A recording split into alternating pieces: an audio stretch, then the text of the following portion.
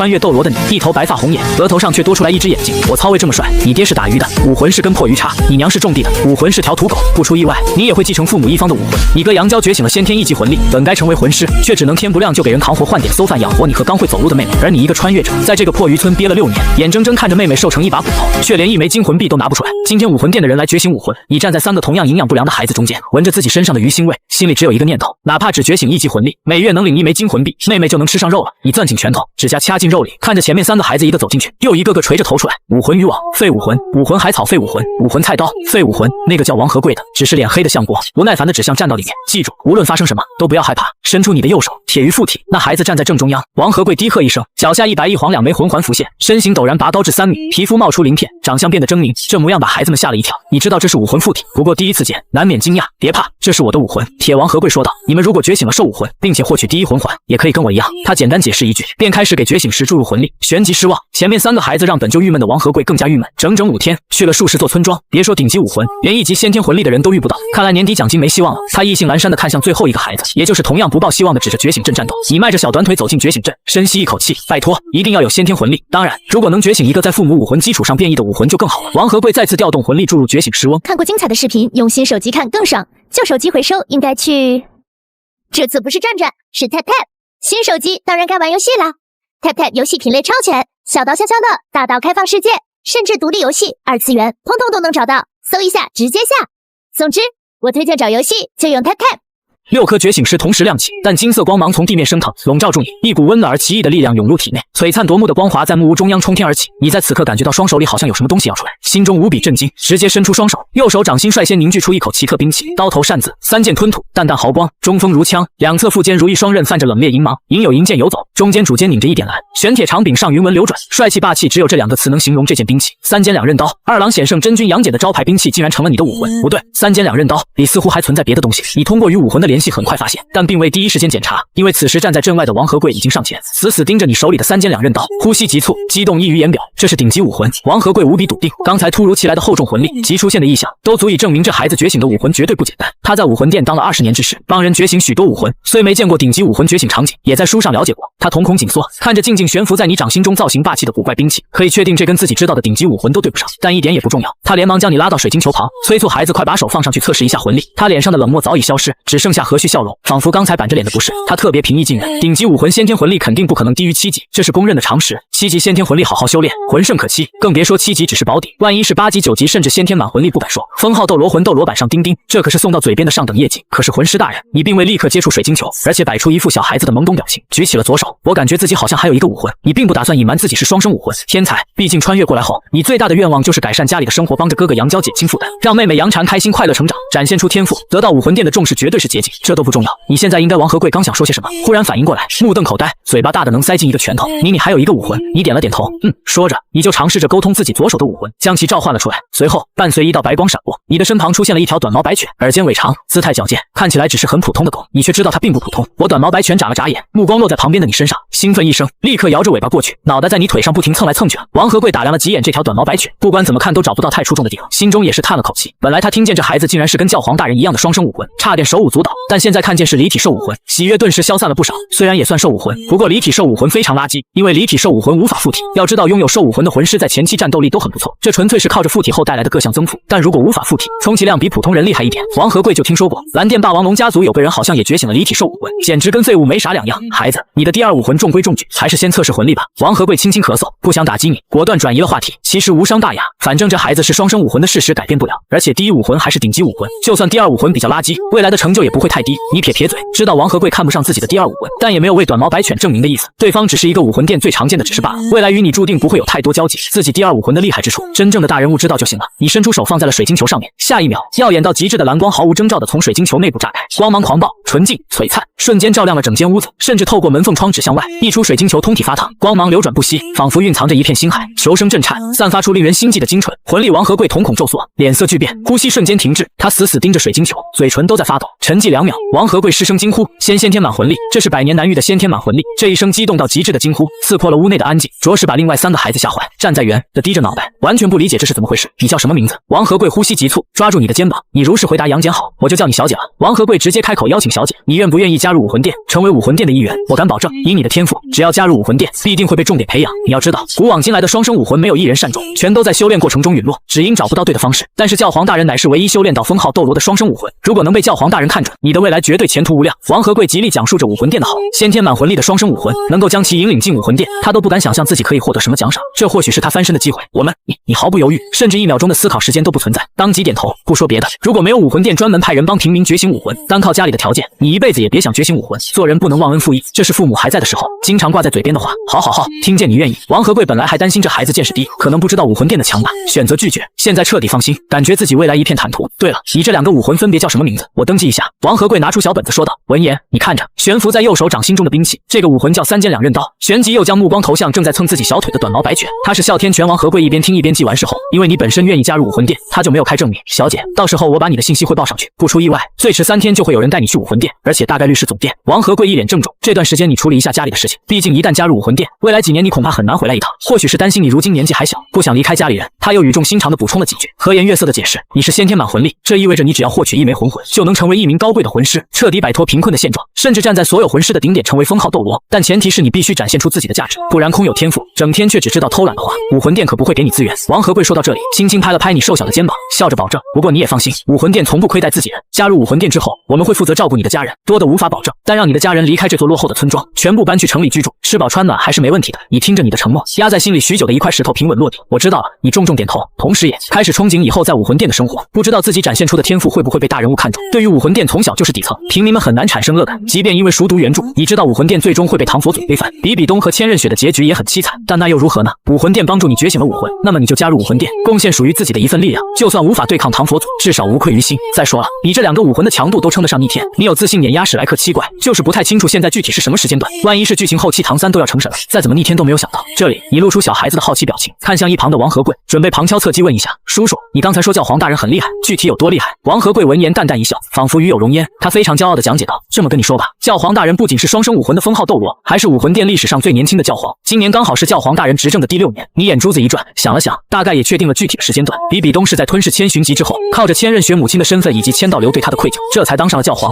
现在是比比东执政的第6年，那就表明千寻疾的死迄今为止也是第6年，而唐三是在唐昊得到亡妻献祭的10万年魂环，差点把千寻疾锤死之后出生的，所以唐三现阶段应该也才6岁左右。剧情开端不错，你松了口气。这一瞬间，你的自信成功占领了高地。如果在唐三还没发育起来，还没服用仙草蓝银草，也还没觉醒成蓝银皇的时候，还拿捏不了这家伙的话，你不如干脆找块豆腐撞死，收起武魂出去吧。此时，王和贵已经迫不及待的想要赶回去，立刻把你的信息报告给上级了，笑着带领你走出木屋。至于另外3个孩子，他早就因为太高兴给忘记了。王和贵大人，老杰瑞一直在木屋外面等着，看见王和贵立马迎上去，语气带着掩饰不住的渴望。今年我们黄鱼村的4个孩子有没有先天魂？厉王和贵哈哈大笑，老杰瑞，你们黄鱼村还真是运气好，我看估计要不了多久，黄鱼村就该改名字了。此言一出，老杰瑞一时间愣在原地，不明所以。其他村民也是一头雾水。王和贵也没卖关子，目光落在你身上，这孩子觉醒了100年难遇的先天满魂殿，而且还是顶级武魂，过几天他就会前往武魂殿，不出意外，未来妥妥的封号斗罗。到时候你们黄鱼村就有资格以他的封号命名，不仅能一定程度上减免赋税，每年还将获得10个攻读生名额。等到王和贵说完，所有村民都愣在原地，目瞪口呆。他们没见识，根本不清楚封号斗罗的含金量，但作为平民，减免赋税这4个字却如同引线，直接点燃了他们的情绪。这么厉害，天啊，杨戬以后发达了。老爷，经过一阵沉默，所有村民再也压制不住喜悦，手舞足蹈，不少人也是在心中感到后悔。杨戬父母死后，他们其实没怎么提供过帮衬，甚至有的人还在暗地里议论，落井下石。如果早知道杨戬有如此成就，以前他们就该对这一家人好点了，但现在知道已经晚了。封号斗罗老杰瑞作为一村之长，早些年经常在外面闯荡，接触过魂师，自然清楚封号斗罗的含金量，顿时惊呆了。他万万没想到杨戬这个3岁痛失双亲，很有礼貌的孩子，竟然有成为封号斗罗的潜质。二哥，好厉害！杨禅冲出人群，扑到你怀里。他什么也不懂，但看着村民都因为二哥露出了惊讶的表情，心里就别提有多开心了。小姐，我还得尽快回去汇报你的情况，就先走了。最近这段时间记得待在家里，等着武魂殿派人来接你。王和贵不再久留，骑上自己那带有一丝魂兽血脉的黑马，快速消失在泥土路尽头，整个人都带风，比跟一群试图套近乎的村民虚与委蛇了一番。随后便带着小妹回到了家里。你家是用石头垒起来的，非常简陋，没有一件像样的家具，说是家徒四壁也不为过。平时兄妹3人都挤在一张床上。二哥，刚才那个魂师大人好像说你要离开村子。小妹撅着小嘴，脸上写满了不开心，仿佛随时会哭。你揉着她的头安慰道：放心，哥哥加入武魂殿又不是永远都不回回来，以后等哥哥变强了，就接你一起去武魂殿，好不好？拉钩。小妹也不是撒泼打滚的性格，看出你很想去武魂殿，而且应该也是有好处的。伸出了自己的小拇指，你也就伸出小拇指跟他的勾在一起，拉钩上吊，100年不许变，骗人是小狗。小妹心满意足，双手叉腰，当即就准备让你跟自己玩，毕竟以后可能很长一段时间都没办法见面了。而也就在这时，房门被一个有黑皮肤的少年推开，小姐，小姐。少年冲进房间，看见你连忙过去，用自己磨破皮的双手抓住了你的肩膀，脸上的喜悦藏不住。村长爷爷说，你觉醒了顶级武魂，还是先天满魂力，过几天就要前往武魂殿学习了，这是不是真的？当然是真的。你嘿嘿一笑，随后注意到哥哥杨娇磨破皮的双手，皱起眉头，于是就问这到底是怎么搞的。杨娇很是骄傲地说道，隔壁村的刘大爷家里有一批生蚝，着急制成干货，我好不容易求来的工作工，前一天有半个铜魂屁股。这一番话你听在耳中，属实不是滋味，郑重地道，哥哥你别去干这些活了，以后有我武魂殿承诺，过几天会带你和小婵去城里生活，吃饱穿暖，而且我很快就能成为一名魂师，每个月都有补贴，到时候就全部寄回家，足够你和小婵生活。你眼中带着不属于这个年龄段的成熟哥哥，这些年对你的好你都记着，现在有了改变命运的机会，如果不回报哥哥，无异于禽兽。这一刻你比任何时候都更想变强，只要展现天赋，只要证明价值，自己以后在武魂殿的地位就会水涨船高，哥哥和妹妹的生活条件肯定也能因此而变好。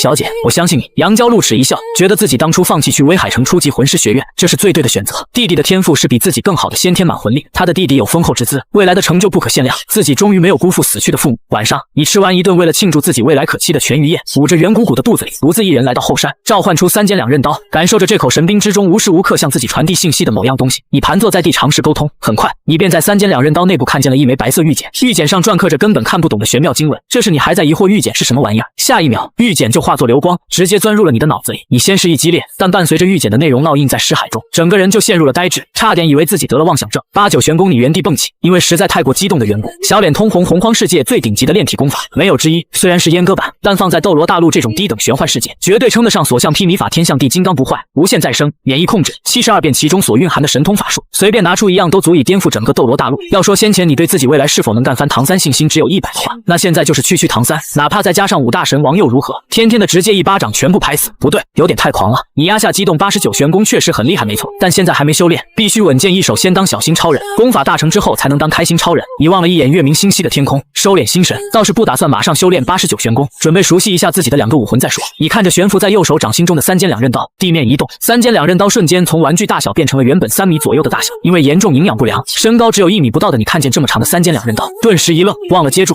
砰！3尖2刃刀砸在地上，发出一声闷响，竟是直接没入了泥土，足见其重量能达到这一步，起码500斤以上。你没料到会出现这样的情况，开什么玩笑？我一个瘦弱的6岁儿童拼了这条命，怕是也拿不起来，更别提用它战斗了。你感觉自己成了小丑，但还是抱着试一试的想法，微微弯腰，小手伸过去，抓住刀柄，使出浑身力气来了个硬拉，然后3尖2刃刀就像没有重量一样被你轻松举起啊！你甚至还腾出一只手挠了挠头，你不由冒出一个猜测，重新把3尖2刃刀丢在地上，砰！地上又被砸出了大坑。你再次将其举起，如此往复好几次，你终于搞明白了，举重若轻，3尖2刃刀如果不是我亲自使用，重量就是实打实的，落在敌人身上将会是沉痛打击，但若是我拿着，却能如臂使指。你忍不住扬起嘴角，不得不说，这真是相当完美的被动技能。试想一下，你这样一个看起来6岁面黄肌瘦的孩子，拿着一把随手就能挥动的兵器，敌人看见了会怎么想？肯定会觉得那把兵器没什么杀伤力，毕竟孩子都能挥动，真这么想的话就得吃大亏。而且未来一枚接着一枚魂环加持在3尖2刃刀之上，重量绝对还会再往上增加，魏哥也将逐渐靠近洪荒中的先天神器，直到突破斗罗大陆所能承受的极限。你又研究了一回3尖2刃刀，发现这口兵器也并非只能是3米，还可以跟随你的心意变换大小。当然现阶段你只能让3尖2刃刀变小，附加了魂环之后才能变大，不过具体能变多大还有待考证。你将3尖2刃刀收回掌心，准备再来研究一下第2武魂。刚觉醒的时候，你只是粗略了解到哮天犬的强大，但对方具体拥有什么能力还不知道。伴随着一道白光闪过，哮天犬出现在你身边，看见你就高兴地摇起尾巴。主人，你微微一惊，你竟然会说话。哮天犬点了点头，声音带着几分稚气，我本来就会说话，先前是因为第一次出来还不太熟悉。你心中了然，对于哮天犬会说话这件事，你并不意外，毕竟如果所料不差，这可是真正的神兽，说话不过是基本操作罢了。不过你还是叮嘱了一句，以后在外人面前千万别说话，除非得到我的同意，知道了吗？这一点必须防备。要知道斗罗大陆前后历史中会说话的武魂，似乎除了霍雨浩的第3武魂伊莱克斯就从未出现过。关键伊莱克斯严格来讲也不算武魂，至于10万年魂兽献祭带来的武魂，那又是另一回事了。比如献祭给霍雨浩的冰壁帝王血。知道了。主人哮天犬叫了2声，你这时候问道，刚好你会说话，现在你就跟我讲解一下你有什么能力吧。闻言哮天犬立马昂首挺胸，似乎很得意。主人，那你可听好了。他嘴角翘起，露出一个人性化的骄傲表情，蹲坐在你身旁。我的能力可分为7种，我的速度非常快，按照这个世界的等级，现在的我全力奔跑，魂尊都跟不上我的速度。第2，我的咬合力非常强，魂尊以下被我咬中要害，非死即残。第3，我的肉身非常硬，魂尊以下休想破开我的防御。我的嗅觉非常强，只要是被我记住的味道，哪怕远在千里之外，我也能瞬间锁定目标。第5，我可以飞。第6，我能跟随心意变化形态，不局限于狗的形态。第7，我能通过吞噬日月精华自主修炼，甚至凝聚可成长的魂环。哮天犬讲述完自己的7种能力，小眼神直勾勾地盯着你，似乎在等待表扬。此时的你非常震惊，这其中随便一样能力挑出来都堪称恐怖，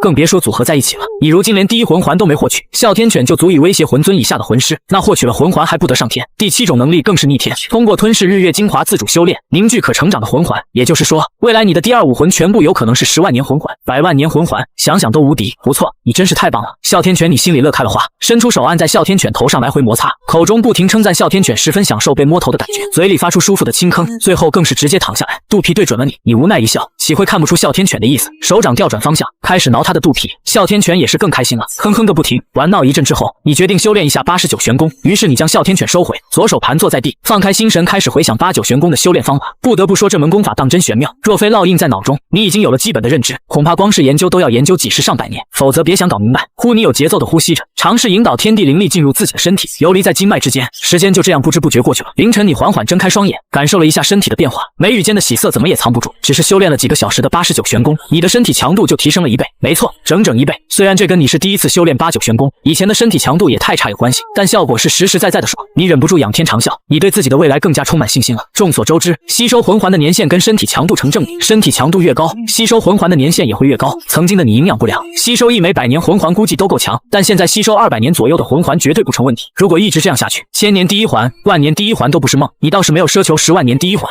只是要想把身体强度修炼到足以吸收10万年魂环的程度，短时间内根本不现实。魂师修炼的黄金时间就是小时候那几年，如果一味的提升身体强度，从而始终不获取第1枚魂环，虽然对你来说利大于弊，但却不现实。首先，以你的天赋加入武魂殿肯定会被重点培养，那些人怎么可能让你一直原地踏步？你敢说不获取第1枚魂环，恐怕下一秒就得承受这个年纪不该承受的毒打，然后被逼着吸收。其次，距离唐三成神似乎还有不到20年，你如果落后太多，即便第1枚魂环就是10万年又如何？怕不是一见面就被唐三秒了？哎，阉割版的89玄功还是太具象。这门功法共9层，10级之前只能修炼第1层，20级之前只能修炼第2层，往后以此类推。要是没有这个限制，你就算不添加魂环就闷头修炼20年89玄功，唐三成神了也不足为惧。一番思索之下，最终还是觉得第1枚魂环万年就好。89玄功不仅能增强你的肉身，连带着灵魂层面也有不小的提升。如果身体强度足以吸收万年魂环，那么灵魂强度应对万年魂兽的灵魂冲击应该也不成问题。但就怕武魂殿不相信你，叹了口气，走一步看一步吧，该回去了。哥哥和小妹这么久不见，我估计都着急了。你将不必要的念头抛在脑后，起身离开，朝着山下的黄鱼村走去。走在回家路上，你心中开始思考着未来的计划，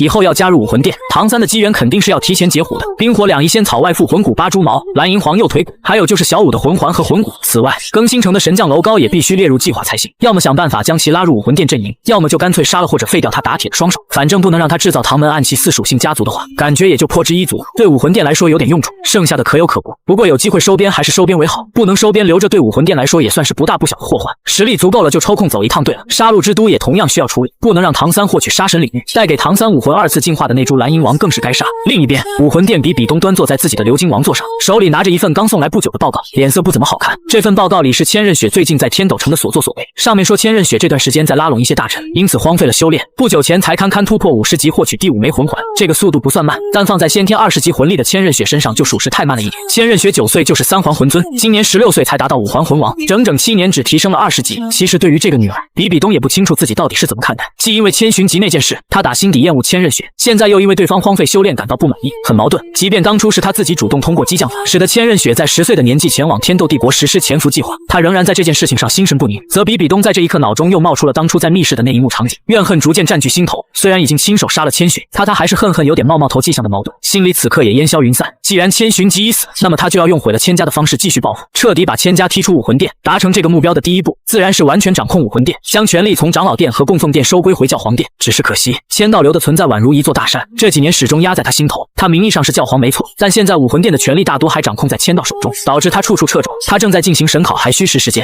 暂时还不是千道流的对手。如今手底下的可用之兵也寥寥无几，算来算去能拿出手的只有菊斗罗和鬼斗罗，已经有数的几个斗的已经奈何不了几大功夫。本座迟早让武魂殿一主比东眼神一冷，娜娜、邪月、何燕他们作为武魂殿的黄金一代忠诚于我，只要再给他们几年成长时间，必定能成为我的左膀右臂。到时候想必我也将继承罗刹神位。别说千家，整个大陆都得俯首称臣。他的一双美眸中闪过红光，情绪变得不稳定，显然是被什么影响了心神，但自己却并未察觉。教皇陛下，乌骑马在外求见。殿外护卫的禀报声打断了比比东的思绪，他眉头微皱，这大晚上的，乌骑马来做什么？让他进来。很快，红衣主教乌骑马快步走入大殿，脸上带着掩饰不住的喜色，恭敬行礼。乌骑马，什么事让你如此高兴？比比东问道。回禀教皇陛下，今日威海城武魂分店的指示找到了一个天才，相信教皇陛下一定感兴趣。比比东如玉般的手指轻轻敲击着扶手，有多天才？乌骑马的声音都带着激动。他是双生武魂，先天满魂力。听见这话，比比东顿时眼前一亮。先天满魂力还是其次，这类魂师虽稀少，但每隔几年总会出现一两个。关键是双生武魂，如今大陆上已知的双生武魂只有他自己一人，没想到竟然又出现了一个比比东。暗自思索，如今我手下最缺的就是这种顶级天才双生武魂，此人若能稳步成长，未来必是封号斗罗，甚至有望达到绝世斗罗。那邪月和焰的天赋虽好，但若无大机缘，未来撑死了也就95级，离了我难以独当一面。若能让此人效忠于我，完全掌控武魂殿的计划，或许能提前不少。想到这里，比比东不自觉握紧的拳头仿佛已经看见了那一天。他连忙询问此人可愿意加入武魂殿。乌骑马回答当时替他觉醒武魂的只是问我，他直接就答应了。不过想想也正常，整片大陆除了我们武魂殿免费帮平民觉醒武魂，还有哪个势力能做到？他不过一介平民，受了我们天大的恩惠，不加入武魂殿还能加入什么势力？原来还是平民。比比东愈发满意，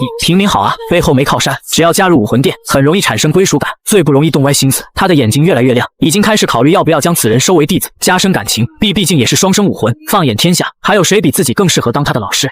很好。比比东随意摆了摆手，没别的事，你退下吧。下一届白金主教选拔，本座会特别留意你还有那个替此人觉醒武魂的指示。不要了，重重奖赏，让他担任一处分。店主再给他10万金魂币宝。乌骑马精神大振，觉得下一任白金主教之位已是囊中之物，不枉自己收到消息后放弃和小妾温存，第一时间赶来汇报。多谢教皇陛下。他再次鞠躬，喜笑颜开的转身离开，走路带风。待到乌骑马的身影消失，比比东对着殿内阴影处收到鬼魅，你今晚连夜去一趟威海城，务必安全将目标带回来。是暗处传来一道阴冷的声音，某处阴影微微移动，随即恢复平静。比比东望着殿外的夜空，心中默念，希望此子的天赋对得起本座现在产生的期待。书接上文，接下来的3天，你一直在后山修炼8-9玄功，身体强度显著提升。这天，你躺在后山大石头上，嘴里叼着根蓝银草，忽然听见妹妹杨禅的呼唤，扭头一看，她小脸红扑扑的跑过来，二哥，村里来了好多魂师，大人说是来接你的。终于来了。你从石头上坐起，一把抱起她，走。你抱着杨禅一路下山，远远就看见村口停着3辆豪华马车和一队铠甲士兵，还有一群穿武魂殿服饰的人正与老杰瑞交谈。老杰瑞见你过来，朝你挥挥手，你放下杨禅，淡定叫了声杰瑞爷爷，随即看向人群中的王和贵，叔叔，这是要带我去武魂殿了吗？王和贵微笑点头，没错，先去威海城分店，之后有人带你去主店。他刚接到升任分店店主的调令，可谓一步登天，而这多亏了你，因此看你愈发顺意。那先让我跟家人说一声，不必麻烦。王和贵摆摆手，你家人也一起去威海城，车上再说。你略感意外，从人群中拉来杨娇和杨禅。王和贵看着3个孩子，下意识问，你们父母呢？杨娇和杨禅纷纷低头，你平静解释，3年前去世了。王和贵愣住，叹了口气，以后你们2个跟我一起住吧，我养育你们，吃喝管够，别误会，不是让你们当子女，只是单纯领养。杨娇心有顾虑，担心对方以后以此要挟你办事，连3岁的杨禅也知道这是不能轻易答应，转头看你，没问题，你示意他们不必拒绝。王和贵是武魂殿的人，只要你加入武魂殿后受重视，他绝不敢伤害哥哥和小禅，眼下这是他们最好的归宿，那就这么定了。王和贵满意的催促你们上马车，马车内部豪华，坐垫柔软，桌上摆满水果。杨禅两眼放光，杨娇虽震撼却强作镇定，局促的坐在你身旁，弟弟，真是多亏有你，哥哥，到了城里你就能上学了，努力修炼未必不能出人头地。你嘴上安慰，心中暗自发誓，哥哥为你荒废3年，先天魂力虽只有1级，但若能寻来仙草，封号斗罗也并非奢望。威海城距离不远，清晨出发，下午便到。你望着那座恢宏城池，心生震撼，这是你第一次离开黄鱼村。马车刚驶入城内，突然停下，你探出头，只见车水马龙的街道中央站着一个浑身笼罩黑雾的人影，鬼魅。王和贵也认出对方实力强大，连忙翻身下马，深深鞠躬。黑影掏出武魂殿长老令，王和贵瞳孔紧缩，瞬间明白对方身份，身体紧绷，指了指马车，你知道该自己出场了。仙莲跳下马车，走到鬼魅面前，微微鞠躬。鬼魅扫你一眼，确认魂力已达10级，不再多言，抓住你肩膀，直接消失在原地。王和贵缓了好一阵才回过神来，轻轻拍打胸口，那可是鬼斗罗，自己一个29级大魂师，失态也不丢人。他心中又兴奋起来，看来杨戬极受总殿重视，念在自己养育杨娇杨禅的份上，将来对方必不会亏待自己。鬼魅用魂力包裹着你，全力飞行，一路无言。你看着下方飞速倒退的山川河流，心中向往飞行，盘算着将来如何谋取蓝银皇右腿骨。2小时后，天色渐晚，脚底踩石的触感传来，包裹你的魂力散去，一座无比壮观的大殿映入眼帘。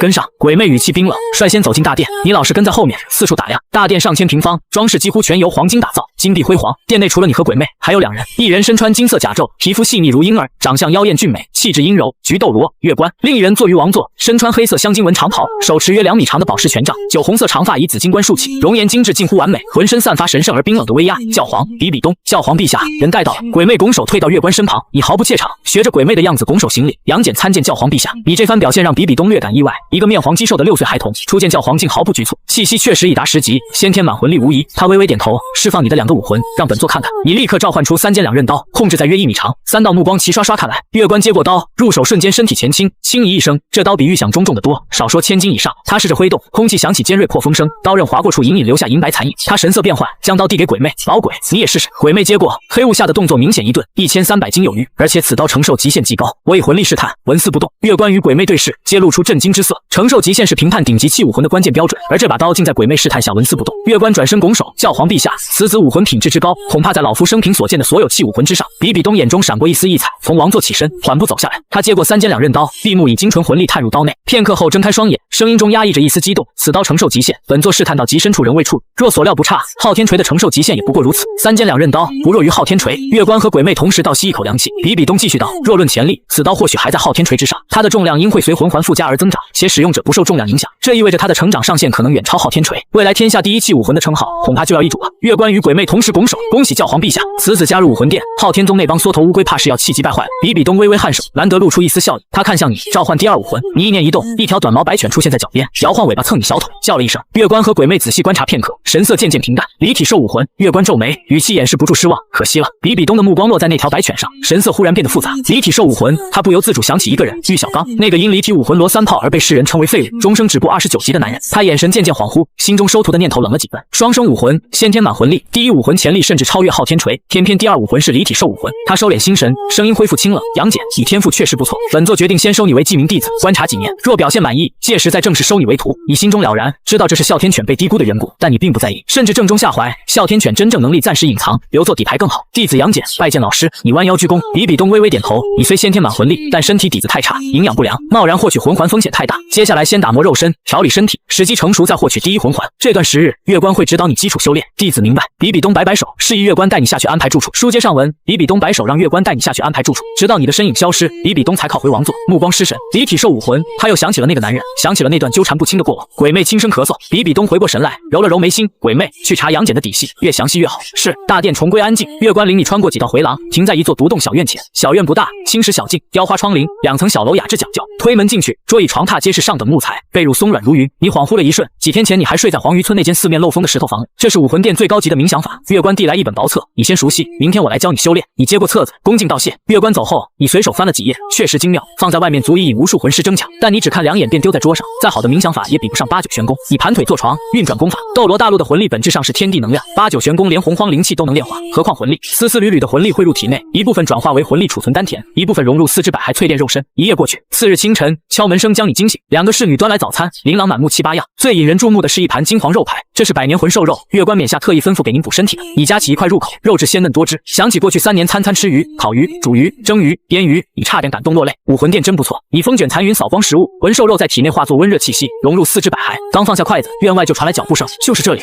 我倒要看看是什么人物。3道身影出现在院门口，为首少女约12、13岁，金发披肩，五官精致，眼波流转，自带妩媚。胡列娜，她身后跟着银发冷峻少年邪月，以及红发魁梧，浑身散发灼热气息的燕。3人正是武魂殿黄金一代。燕大步走进院子，居高临下打量你，眼中满是不屑，面黄肌瘦，跟个猴似的。教皇陛下怎么会收你做记名弟子？燕，别这么说话。胡列娜皱眉，实话实说而已。燕抱着胳膊朝你命令道：小子，释放武魂让我看看，你到底有什么资格？你放下筷子，慢条斯理擦擦嘴，抬头看他，你谁啊？燕脸色一沉，我叫燕，武魂殿黄金一代，32级魂尊。你点点头，所以呢？燕上前一步，我都没被教皇陛下收为弟子，你凭什么？胡列娜和邪月对视一眼，没有阻止，他们也好奇这个6岁小孩有什么特别。你歪头，所以你想怎样？切磋一场。燕伸出手指点你，我也不欺负你，不动魂力，不施展武魂，就凭肉身，让你见识什么叫差距。你看了他一眼，忽然笑了，这位燕是吧？你今年多大？13岁，我6岁。你跳下椅子仰头看他，一个13岁少年找6岁小孩切磋，说的还挺理直气壮。而且你32级魂尊，就算不动魂力武魂，身体也被魂力淬炼过无数次。我一个刚觉醒没几天的小孩，燕的脸疼得红了。邪月轻咳一声偏过头，胡列娜掩嘴，肩膀微抖。你燕被你噎得说不出话。不过既然你这么有兴致，你话锋一转，我陪你玩玩。你想试试8九玄功淬炼后的肉身到底有多强？你确定？燕眯起眼，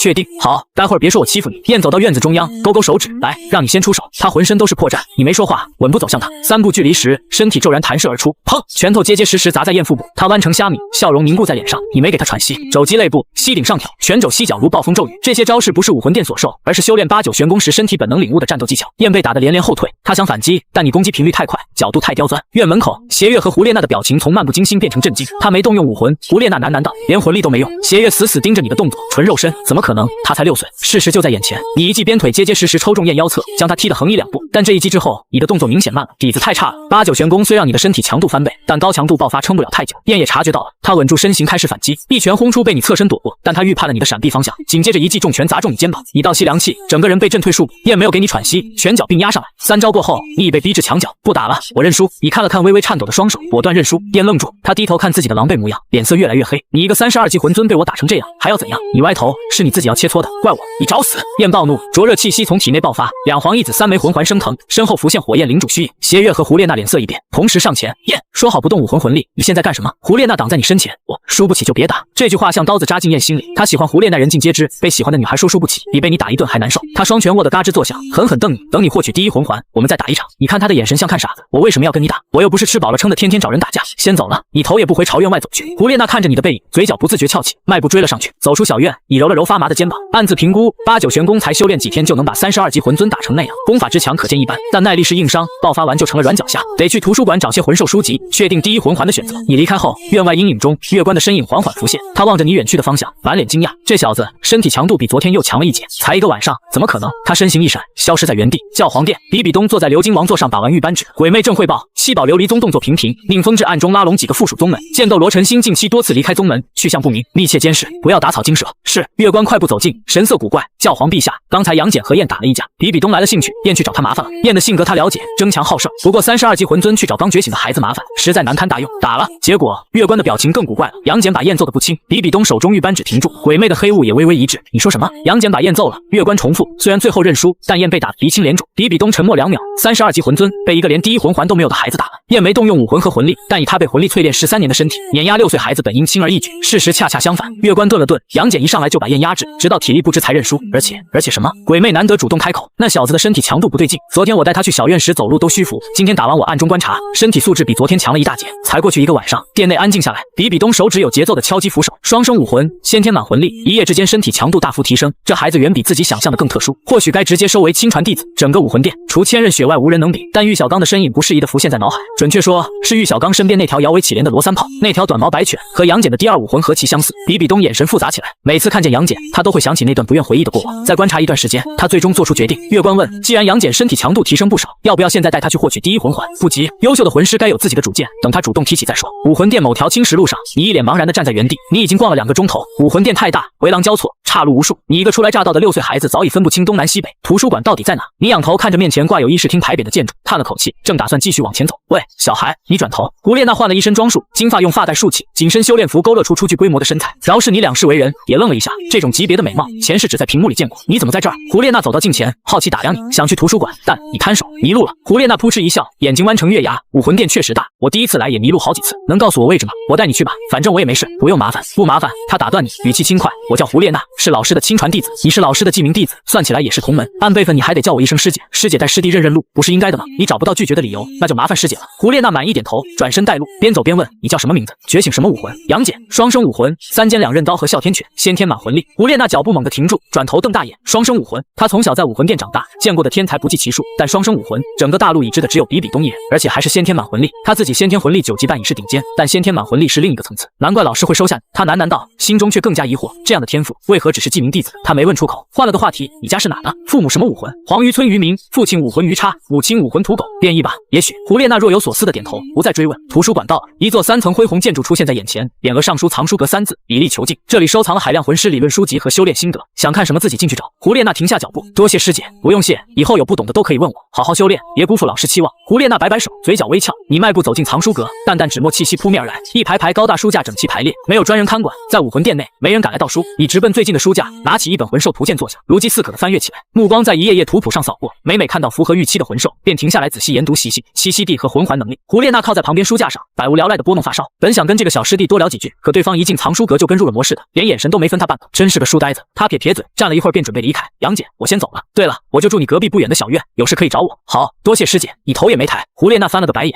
转身走了。时间在翻页声中悄然流逝，窗外光线从明亮变得昏黄，又彻底被夜色吞没。藏书阁内的魂导灯自动亮起，你合上手中厚如砖头的魂兽图鉴，揉了揉酸涩的眼睛，长长呼出一口气，有方向了。3尖2刃刀是器武魂，重量惊人，锋利度远超同级，发展方向自然侧重力量和攻击。你在图鉴上锁定了2种魂兽，泰坦巨猿和暗金恐爪熊。泰坦巨猿成熟期可达万年以上，天赋能力是操控重力，配合3尖2刃刀的重量优势，一刀斩下，重力骤增数倍，对手连躲闪都做不到，只能硬抗上千斤刀锋。暗金恐爪熊更不用说，力量与攻击的极致，一双熊掌能撕裂同级魂兽防御，纯粹攻击力还在泰坦巨猿之上。但暗金恐爪熊族群生活在星斗大森林核心区，有40多万年修为的雄军守护，从他眼皮底下猎杀魂环，难度不亚于从封号斗罗手里抢东西。泰坦巨猿更稳妥，你心中有了计较，重力操控与三尖两刃刀契合度可能更高。当然，如果能遇到暗金恐爪熊也不放过。你起身将书放回原位，走出藏书阁，月色如水洒在青石路上。回到小院，两个侍女已等候多时，很快摆满一桌热气腾腾的菜肴，百年魂兽肉炖的汤、烤制肉排，几样素菜。你坐下来大口吃。每天修炼8、9玄功消耗极大，饭量比刚来时大了数倍。接下来的日子变得规律，白天泡藏书阁，魂兽习性、魂环搭配，大陆地理、各大家族势力，什么都看。晚上雷打不动修炼8、9玄功，月关偶尔过来指导你控制魂力，感知魂力流动。毕竟是95级封号斗罗，随便几句指点都够你受用无穷。时间一天天过去，这天清晨，你盘坐床上缓缓睁眼，握了握拳头，感受体内充盈的力量，嘴角微微上扬。3个月了，8、9玄功第1层已修炼到顶点。这门功法每提升1层需要魂力等级支撑，你现在魂力仍是10级，想突破必须先获取第1魂环。8、9玄功也没想象中难嘛，一路畅通无阻。你嘀咕一句，仔细感受身体变化。3个月，脱胎换骨，面黄肌瘦的模样消失不见。虽然体型仍比同龄人瘦小，但皮肤下隐隐能看出肌肉轮廓，整个人精气神焕然一新。最关键的是身体强度，经8、9玄功不间断淬炼，你现在的身体素质足以媲美魂王级强者，精神力也同步提升到同等层次。万年魂环完全可以吸收了。不仅是自己，哮天犬这3个月也没闲着，每天被你放出来沐浴日月精华，如今气息已相当于3万年魂兽层次。杨戬起了吗？院外传来月关的声音，比平时多了几分郑重。你开门，月关站在院门口，一身紫袍，他目光落在你身上，笑容明显僵了一下。你小子，他上下打量你，眼神越来越惊讶。他能清晰感知到，眼前这个孩子的身体强度比起3个月前简直不可同日而语，那种内敛而充盈的生命力，甚至比一些魂王都强。你这身体是怎么练的？月关忍不住问。你挠头露出天真表情，我也不太清楚。自从觉醒武魂后，身体强度每天自动提升。月叔叔，这有什么问题吗？月关沉默片刻，只能归因于三尖两刃刀武魂的特殊性，毕竟那是被比比东亲口评价不弱于昊天锤的顶级器武魂，没什么问题。他话锋一转，收拾一下，准备出发。去哪？猎取魂环。你的身体强度已经够了。你心中一震，等了3个月的那天终于要来了。但你没有立刻点头，而是抬头认真看着月关。月叔叔，我能不能自己选魂环？你想要什么魂环？泰坦巨猿。你说出早就决定好的答案，又补了一句，其实暗金恐爪熊更好。我研究了3个月，这2种魂兽最适合三尖两刃刀。月关眼中闪过一丝赞赏，藏书阁没白去，这2种魂兽确实是力量与攻击方向的顶级选择。不过他话锋一转，普通猎魂森林没有这些东西，得去星斗大森林。这2种魂兽基本都生活在核心地带，你心中早有预料，那就去星斗大森林。月关正要说什么，院外传来一阵急促脚步声，胡列娜气喘吁吁跑进院子，金发被风吹得凌乱，脸蛋带着兴奋的红晕。你怎么来了？月关皱眉，我刚才路过，听见你们要去星斗大森林猎取魂环。胡列娜目光落在你身上，小师弟要获取第1魂环，我也想去看看。猎取魂环不是儿戏，尤其星斗大森林那种地方，我不会添乱的。胡列娜双手合十，眼巴巴看着月关。局长老，我保证乖乖跟在后面，绝不乱跑。月关沉吟片刻，最终点头，行吧，谢谢局长老。胡列娜欢呼一声，跑到你身边，小师弟，你第1魂环想要什么魂兽？泰坦巨猿。胡列娜的笑容凝固在脸上，你说什么？泰坦巨猿或者暗金恐爪熊也行。你重复了一遍。胡列娜张了张嘴，转头看向月关，希望这位封号斗罗告诉他杨戬在开玩笑。月关却没否认，只淡淡说了句出发吧。武魂城距星斗大森林不远，以月关封号斗罗的飞行速度，不过半小时，3人已抵达外围。从空中俯瞰，无边无际的林海郁郁葱葱，绵延至天边，深处不时传来低沉的兽吼。月关落在一处空地上，魂力外放，将方圆100米内的低级魂兽尽数驱散。跟紧我，不要走散。他叮嘱道。星斗大森林越往里走，魂兽修为越高。我虽能护住你们，但凡事都有意外。胡列娜收起一路的轻松，认真点头。你默默观察着周围环境。3人开始深入。月关走在最前，魂力感知全开。胡列娜跟在中间，目光扫过灌木丛和树冠。你走在最后，脚步沉稳。搜寻约2个时辰，月关忽然停住。3人悄悄靠近一片灌木丛，透过缝隙看见一条长约2米的地龙正啃食植物，鳞片在阳光下泛着金色光泽，四肢短粗有力。黄金地龙，土属性，以力量和防御著称。胡列娜转头看你，试探道：小师弟怎么样？虽然比不上泰坦巨猿，但400年左右的年限刚好在第1魂环极限范围内，很适合器武魂。你看了一眼，面无表情的摇头，不要。胡列娜一愣，为什么？年限太低。胡列娜怀疑自己听错了，400年还低，这是第1魂环的标准极限。你知道423年这个数字意味着什么吗？那是无数魂师用命换来的经验。你有些郁闷，又是一个被玉小刚那套理论框住的人。423年确实是常规极限，但那些天生肉身强大或服用过天才地宝的人，若只吸收这个年限，未来成就必定受限。那呢？月关忽然开口，嘴角勾起一抹意味深长的笑。稍安勿躁，区400年魂环，若真让杨戬吸收了，那是害了他。胡列娜彻底愣住。第1魂环423年的极限是魂师界千百年铁律，可局长老的意思，杨戬要吸收的年限远不止于此。月关已转身继续往前走，走吧，这里没有适合他的魂环。第1天一无所获。泰坦巨猿和暗金恐爪熊不是随处可见的普通货色，在外围与周围交界处搜寻一整天，连影子都没见到。夜幕降临，月关在一处溪流旁停下，今晚扎营，篝火燃起，月关盘坐闭目，魂力感知始终覆盖营地。胡列娜累得够呛，坐在石头上揉着发酸的小腿。她偷偷看你一眼，发现这个6岁小孩面色如常，连大气都没喘，心中暗惊，这小子体力怎么比我还好？你靠在大树旁，看似休息，实则在默默运转8、9玄功。一夜无事。次日清晨，人简单吃过干粮，三人继续深入，又搜了2个时辰。月关忽然停步，三人穿过灌木丛，看清了那只魂兽，体型庞大的猿类，四肢粗壮如树干，蹲坐在倒塌的古树旁撕扯猎物残骸，每一寸肌肉都充满爆炸性力量。呼吸间胸腔传出低沉轰鸣。泰坦巨猿，胡列娜仔细观察片刻，压低声音对你道：“可惜了，修为至少1000年以上，年限太高，你吸收不了。”月关没说话，静静看着那只泰坦巨猿，估算片刻才开口：“2500年左右。杨戬，这只你要不要？”胡列娜以为自己听错了，声音都变了调：“局长老，2500年的第一魂环，杨戬吸收了会爆体而亡的。”他转向你，语速飞快：“小师弟，你别冲动，第一魂环极限是423年，超过这个年限谁也救不了你，就算身体强度比普通人好，也不可能。年限太低，不要。”你收回目光，语气平淡。胡列娜嘴巴张开又合上，像一条被甩上岸的鱼。2500年太低，这个6岁小孩到底知不知道自己在说什么？月关眉头微皱，心中却掀起惊涛骇浪。他原本以为你会选1000年左右，没想到2500年都看不上。6岁，肉身强度堪比魂王，这真的只是3剑2刃刀武魂带来的。当初比比东不弱于昊天锤的评价，现在看来还是低估了。那就继续找。月关点点头，转身带路。胡列娜跟在后面，左看月关右看你，脸上写满郁闷。为什么局长老和小师弟都在当谜语人？他咬了咬嘴唇，看向你的眼神多了几分复杂。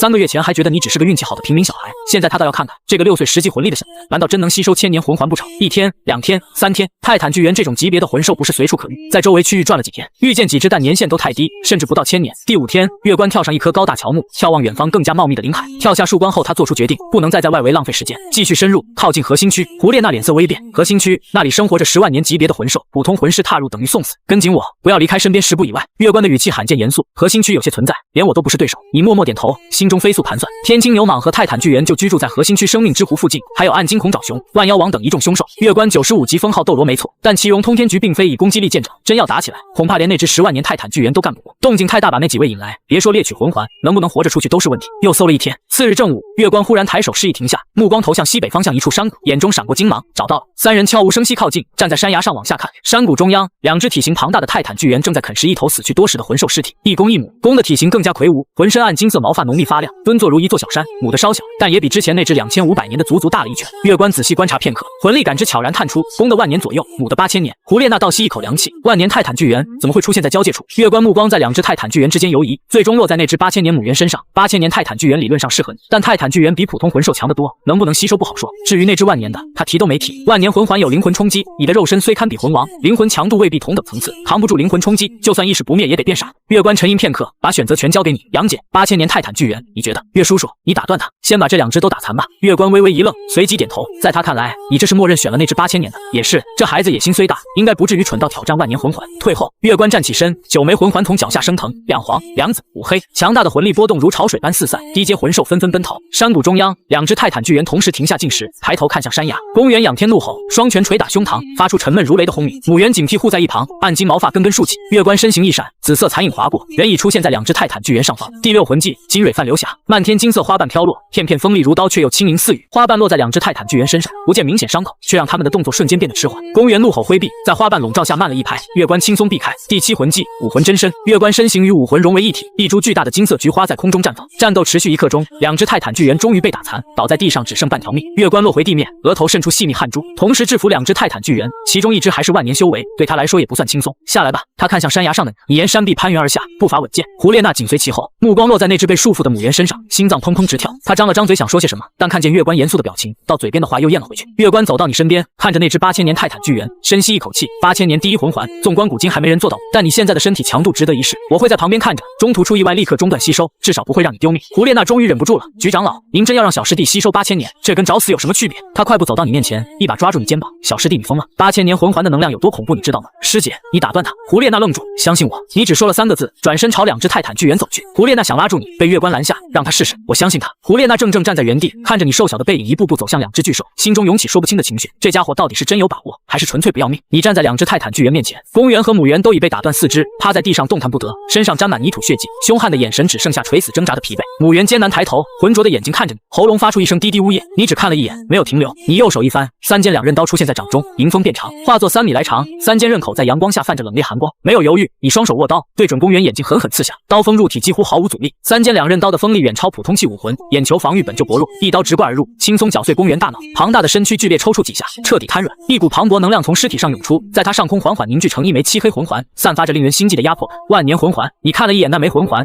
迅速盘腿坐下，双手搭膝，运转魂力，黑色魂环仿佛受到牵引，缓缓下降，套在你身上，整个过程一气呵成。杨戬在干什么？月关脸色大变，身形一闪掠到你面前，伸手就要抓你肩膀，手指在距离3寸处停住。晚了，魂环已开始融入你身体，黑色光芒从你体内透出，将你整个人笼罩。此时强行打断，轻则经脉尽废，重则魂力暴走爆体而亡。月关的手悬在半空，迟迟没有落下，脸色青白交替，眼中满是懊恼与惊怒。这小子，他声音发颤，万年魂环，你刚才说先把2只都打残，他理所当然以为你看中的是那只8000年母猿，谁能想到你从一开始就盯上了万年魂环，你故意不说明白，就是为了让他放松警惕，太大意了。月关深吸一口气，强迫自己冷静，他死死盯着你的脸，观察每丝表情变化，随时准备拼着反噬也要强行中断。胡列娜站在一旁，整个人傻了，她张大嘴巴，眼睛瞪得溜圆，脑子里一片空白。万年魂环，第一魂环就是万年，6年的魂师理论学习，所有教材白纸黑字写的第一魂环极限是423年，从未有人打破。可现在，一个6岁小孩当着他面在吸收万年魂环，他真的疯了。你的识海中，一场风暴正在肆虐，一团模糊虚影凝聚成型，万年泰坦巨猿的残念。虚影仰天咆哮，震得整个识海颤抖，一双血红眼睛死死盯着你，充满怨毒与仇恨。人类怒吼声中，一股凶悍到极致的灵魂冲击波从虚影身上爆发，如潮水般涌向你的灵魂本源。灵魂深处传来剧烈刺痛，仿佛无数根针同时扎入脑海，整个意识都要被撕碎碾烂。灵魂本源在冲击下剧烈颤抖，随时都可能消散。换做普通人，这一波灵魂冲击之下连1秒都撑不过，但你不是普通人。8九玄功运转，一股温热而坚韧的力量从灵魂本源深处涌出，如无形护甲牢牢护住灵魂。这门洪荒顶级炼体功法虽主修肉身，淬炼灵魂的效果同样不弱。3个月的修炼，你的灵魂强度早已远超同龄人，甚至比很多魂王都强。灵魂冲击一波波袭来，你咬紧牙关，死守灵台清明，身体在剧烈颤抖，额头青筋暴起，豆大汗珠顺着脸颊滚落，后背衣服被汗水浸透，但你在坚持。1炷香，2炷香，不知过了多久，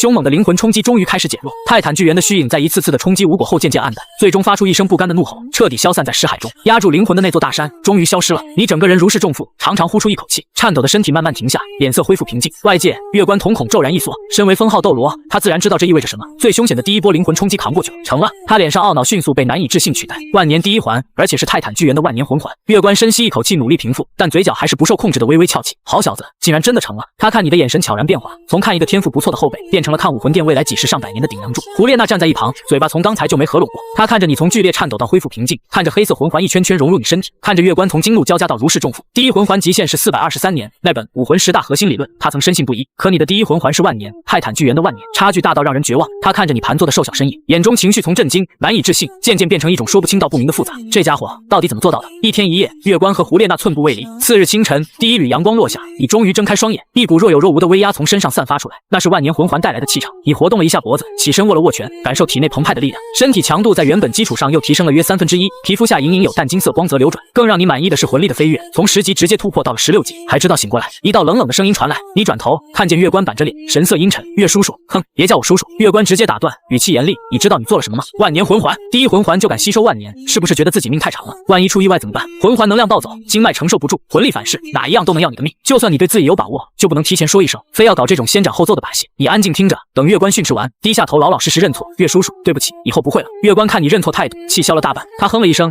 上下打量你，嘴角抽了抽，最终还是没忍住露出一丝笑容。行了，别装可怜了，说说看，第一魂技是什么？你伸出右手，3剑2刃刀出现，与此同时，脚下升腾起一枚漆黑如墨的魂环，缓缓旋转，散发着令人心悸的压迫感。胡列娜下意识后退半步，眼睛却一眨不眨盯着那枚魂环。万年第一环，他第一次见这种逆天配置。第一魂技名叫泰坦变，你握紧3剑2刃刀，催动魂力，黑色魂环骤然亮起，一股蛮横力量从体内爆发。你的身形未变，气息却翻天覆地，施展后力量提升300%，防御提升100%，攻击提升100%。月关微微颔首，增幅类魂技效果非常强大，搭配3剑2刃刀本身的重量，寻常魂宗对上你恐怕都不敢硬接一击。而且增幅类魂技最大的优势在于可以一直用到封号斗罗，不像攻击类魂技后期威力就不够。你点头，修炼8九玄功的你，以后注定以肉身破敌。花里胡哨的攻击魂技帮助有限，与其追求华而不实的远程攻击，不如把力量和防御拉到极致，一刀下去，什么都能解决。走吧，该回去了。月关抬头看了看天色，随手将那只8000年泰坦巨猿解决，然后连带着2只泰坦巨猿的尸体全部收进储物魂导器。泰坦巨猿浑身是宝，尤其是肉，对提升魂力效果很大。你吸收了它的魂环，再搭配肉食用，修炼速度必定大大加快。2只体型庞大，估计够吃几个月，只是可惜都没爆出魂骨。星斗大森林深处，生命之湖，二明躺在草地上闭目休息。一只体型巨大的泰坦巨猿跑来，蹲在他身边嗷嗷叫个不停，汇报了一件事。什么？二明瞬间清醒，发出出震天怒吼：“你说有2名族人被杀了！”他双拳不停捶打胸膛，表情悲愤，双眼赤红，咬牙切齿：“到底是谁干的？”恐怖的威压向四面八方扩散，方圆数里的魂兽吓得四散奔逃。他要报仇，要去找出杀害族人的卑鄙家伙，撕成碎片。2名，一道低沉的声音从身后传来：“天青牛蟒大名从水面升起，应该是被人类猎杀了，估计早已离开星斗大森林。你现在做什么都是徒劳，我不甘心，我要让他们付出代价。”2名怒吼：“然后呢？”大明反问：“你去人类地盘大闹一场，引来封号斗罗围剿，被杀取还。就算你能打赢1、2个，能打赢10个8个吗？”2名愣住，他脑子不太够用，但不傻。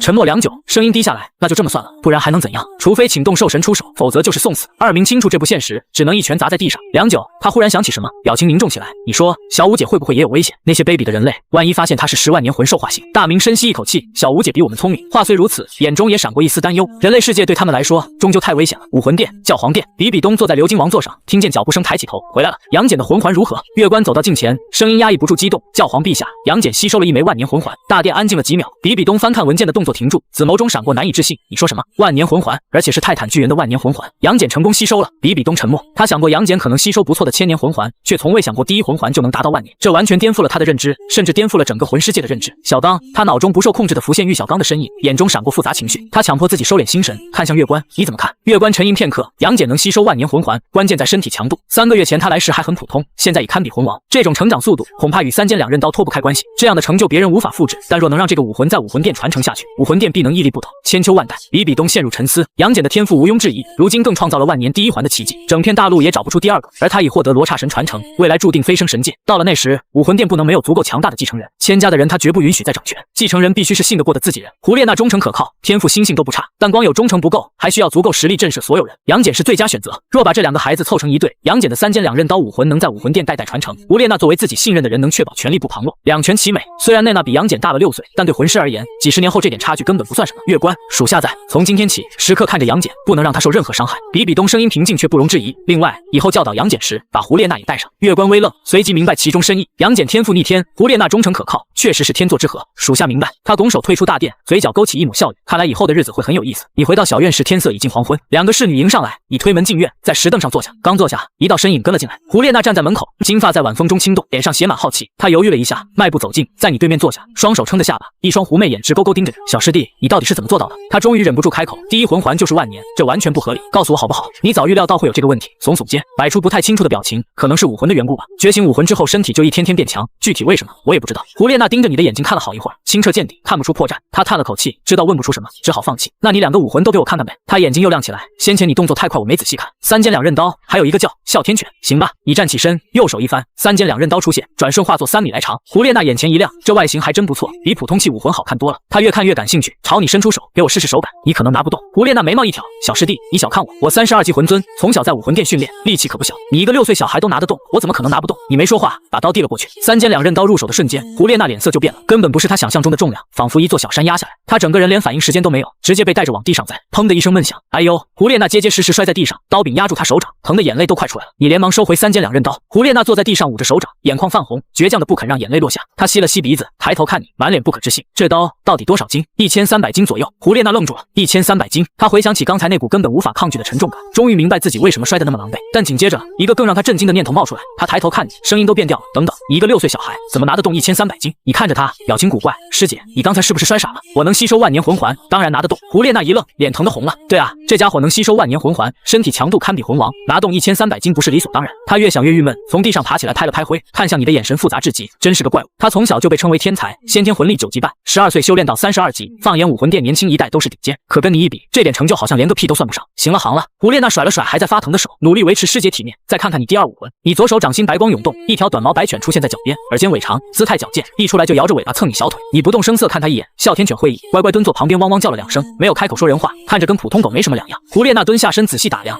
离体兽武魂。她伸手摸了摸哮天犬脑袋，哮天犬配合的蹭她手掌，温顺的像只宠物狗，看起来好像没什么特别的。她喃喃自语，语气带着一丝失望。离体兽武魂本就不强，这条哮天犬又毫无攻击性，估计厉害不到哪去。但转念一想，3剑2刃刀那么逆天，谁知道这条看起来平平无奇的狗是不是也藏着什么惊人之处？她正要再问什么，院门忽然被人从外面推开，门板撞在墙上，发出巨大声响。燕大步流星走进来，一头红发在暮色中格外扎眼，浑身散发灼热气息，一进门就嚷嚷：“杨戬，听说你去星斗大森林了，肯定已经获取第1魂环了吧？赶紧的，跟我再打一场！”话音刚落，他目光扫过院子，看见了胡列娜，表情瞬间僵住，眼睛在胡列娜和你之间来回扫视，脸色变得难看。娜娜，你怎么在这里？胡列娜站起身，盯着燕那张还带着淤青的脸，皱眉道：“我怎么不能在这里？”燕看看胡列娜，又看看你，不知脑补了什么，脸色彻底沉下来。你们孤男寡女待在一起像什么话？燕，胡烈那脸瞬间红了，又气又恼。你胡说什么？邪月从院门外走进来，单手扶额，一脸无奈，显然也对燕的举动不太喜欢。你管不着，滚远点！胡烈娜指着院门，毫不客气。燕被这么一对，脸色更难看了。他没有理会胡烈娜的逐客令，转头指向你，杨戬是个男人就接受我的挑战，这次都可以用武魂，我会把实力压制在魂师阶段，不使用第二、第三魂技，这样也不算欺负你。好啊，你想也没想直接答应。燕愣了一下，显然没料到你答得这么痛快，随即脸上露出得意笑容，已经开始幻想待会在擂台上大显身手的英姿。胡烈娜张了张嘴想阻止，话到嘴边又咽回去。他想起刚才自己连3尖2刃刀都拿不动的狼狈，又想起你的万年魂环，突然觉得需要担心的好像不是这个小师弟。邪月站在院门口，目光从燕身上移到胡烈娜脸上，忽然觉得妹妹看你的眼神不太对劲，不是那种看师弟的关照，也不是对天才的欣赏。他眉头微皱，陷入沉思。我可提醒你，燕活动着手腕，语气满是自信，我会控制力道，不会把你打成重伤，但鼻青脸肿肯定少不了。既然可以用武魂，就不能在这儿打，跟上来，去演武场。燕特意看了胡烈娜一眼，挺起胸膛，露出个自认为英武不凡的笑容。胡烈娜对上他的目光，眼中闪过一丝毫不掩饰的嫌弃。以前他对燕虽无好感，好歹是同门，面子上还过得去，可这家伙3天2头跑来献殷勤，说话做事不过脑子，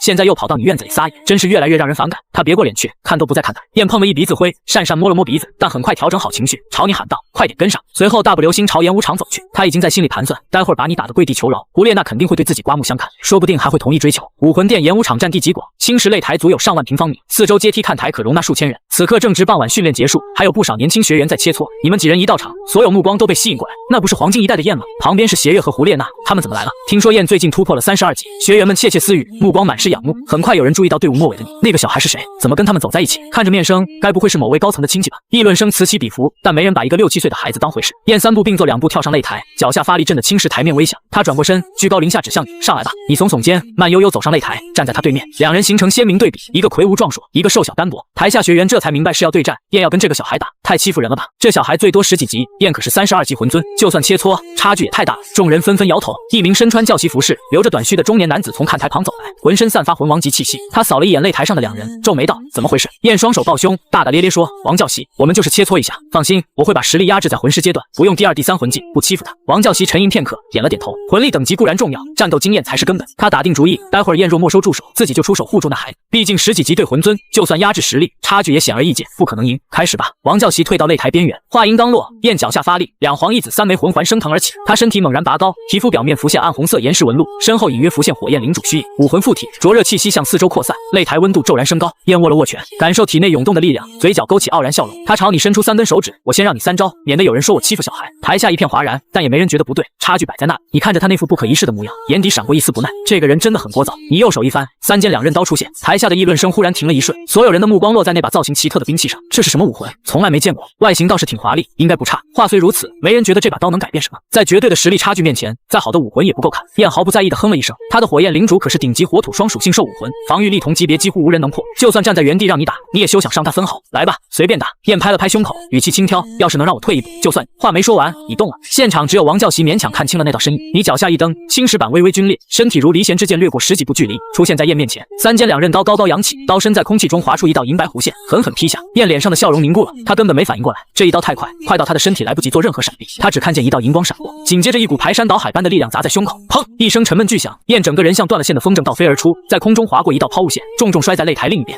胸口剧痛仿佛被狂奔的魂兽正面撞上，他想爬起来，却发现浑身使不上劲，只能大口大口喘粗气，眼中满是不可置信。你收回3尖2刃刀，站在原地，脸色平静。你甚至没有动用第1魂技，刚才那一刀还特意收了力，否则以3尖2刃刀的重量加上全力挥砍，燕就不只是吐血这么简单了。擂台下死一般寂静，所有人都愣住了。刚才还在议论纷纷的学员们张大了嘴巴，眼睛瞪得滚圆。一招，仅仅一招，武魂附体状态下的燕被劈得吐血倒飞，而且连魂技都没用。这怎么可能？他刚才的速度我根本没看清，只用肉身力量就打飞了燕。这小孩到底是什么怪物？王教习站在擂台边缘，瞳孔紧缩，他看清了你的动作，而正因为看清，他的震惊比任何人都要深。刚才那一瞬间爆发的速度和力量，根本不该出现在一个10几级的孩子身上。这孩子到底是谁？擂台下，学员们的眼神彻底变了，刚才的不以为意消失不见，取而代之的是深深的震撼和敬畏。你瘦小的身影站在擂台上，身高只有1米出头，却仿佛一座不可撼动的山岳。邪月靠在看台栏杆上，原本面无表情的脸渐渐被凝重取代。上次你把燕打得鼻青脸肿，他只当燕太轻敌，你有偷袭成分，但现在这一刀，他不得不重新评估这个6岁小孩的实力。他甚至在脑中推演，换成自己能否接下这一刀，自作自受。胡烈娜嘴角微翘，早料到这结果。一个能吸收万年魂环，身体强度堪比魂王的怪物，就算不用魂技，也不是燕能抗衡的。他看了一眼躺在地上半死不活的燕，眼中没有同情，只有愈演愈烈的嫌弃。擂台上，你收回3尖2刃刀，看也没看倒地的燕，转身朝演武场外走去，从容的像刚做完一件微不足道的小事。那些学员还保持着目瞪口呆的表情，嘴巴张开又合上，发不出任何声音，直到你的身影消失在演武场门口，众人才如梦初醒。一阵剧烈咳嗽从擂台上传来，燕蜷缩在地上，胸口剧烈起伏，每咳一声就有血沫从嘴角溢出。他脸色苍白如纸，双手撑地想爬起来，却使不上任何力气。王教习脸色一变，冲上擂台，蹲在燕身边，手掌按在胸口，魂力探入，片刻后倒吸一口凉气，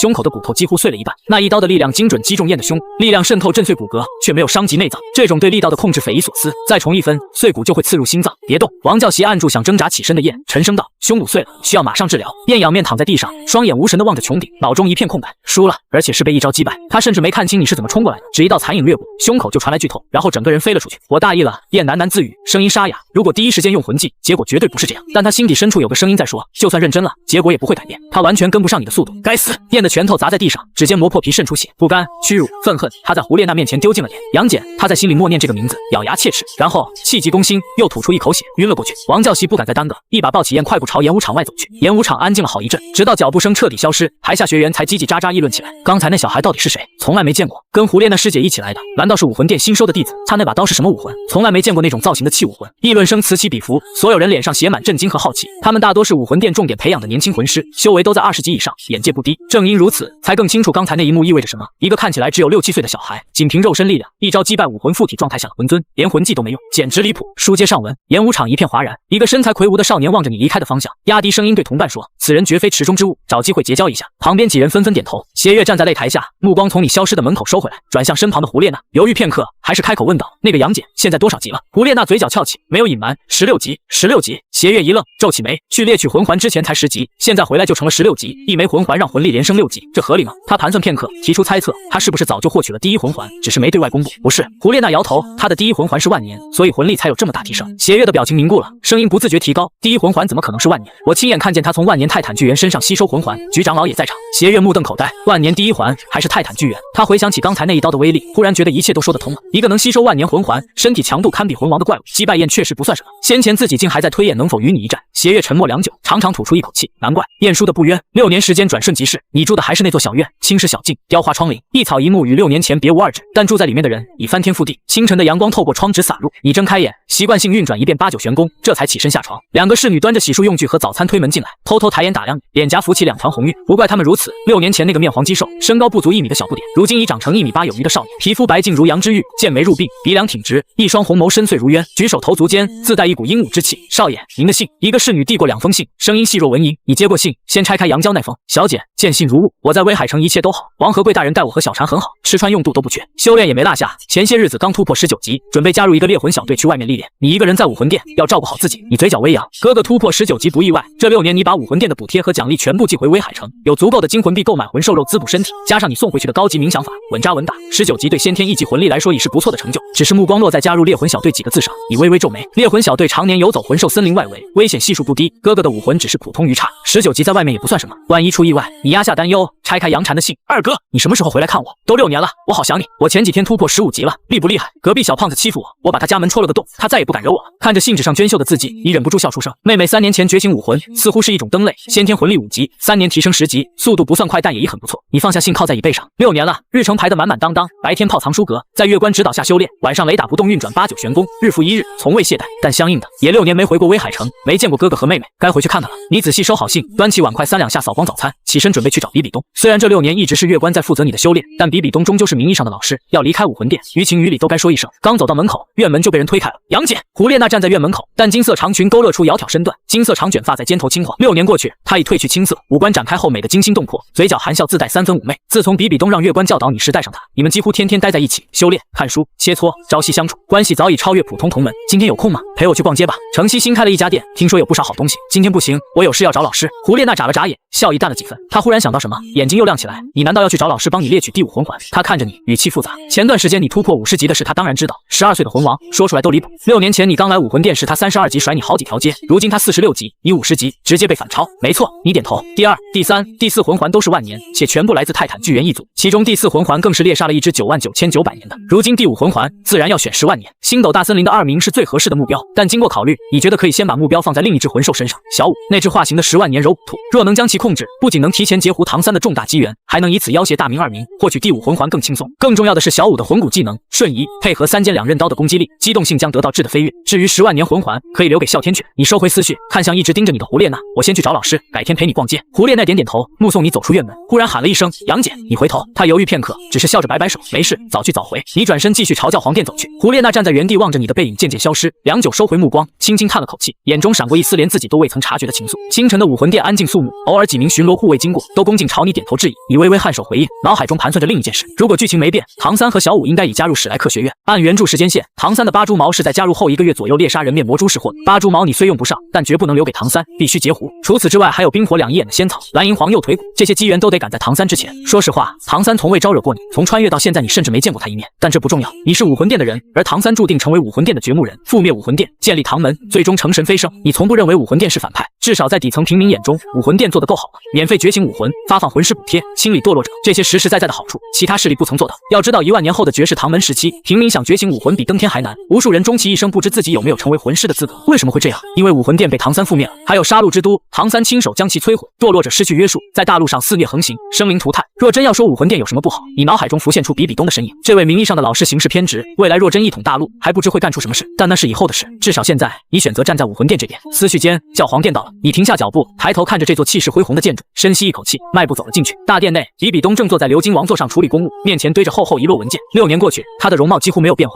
依旧是那张精致到近乎完美的脸，酒红长发被紫金冠束起垂至腰际，但从骨子里散发的压迫感，比6年前浓烈了不知多少倍。罗刹神的神考，看来进展顺利。杨戬，比比东抬起头，紫眸落在他身上，闪过一丝难以察觉的满意。12岁的魂王，前4个魂环全部是万年，这种成长速度放眼大陆历史也找不出第2个。弟子参见老师。杨戬走到近前拱手行礼。什么事？弟子想出去历练一段时间，顺便回家看看哥哥和妹妹。猎取第5魂环。比比东微微挑眉，有目标了。有。星斗大森林有一只10万年泰坦巨猿，弟子想以它为目标。比比东沉默片刻，他知道那只泰坦巨猿当年猎杀10万年柔骨兔时，就已知晓它的存在。那只泰坦巨猿身边还有一头10万年天青牛蟒，需不需要本座出手？多谢老师好意，暂时不用。弟子这次主要还是以历练为主，想见识一下各地风土人情。第5魂环的事不急。杨戬担心比比东出手全面碾压之下，大明和2明被逼入绝境，狗急跳墙献祭给唐三。虽然听起来离谱，但唐三作为被2个神看中的气运之子，天知道会不会莫名其妙出现，还是先把小五控制住，以此要挟更为稳妥。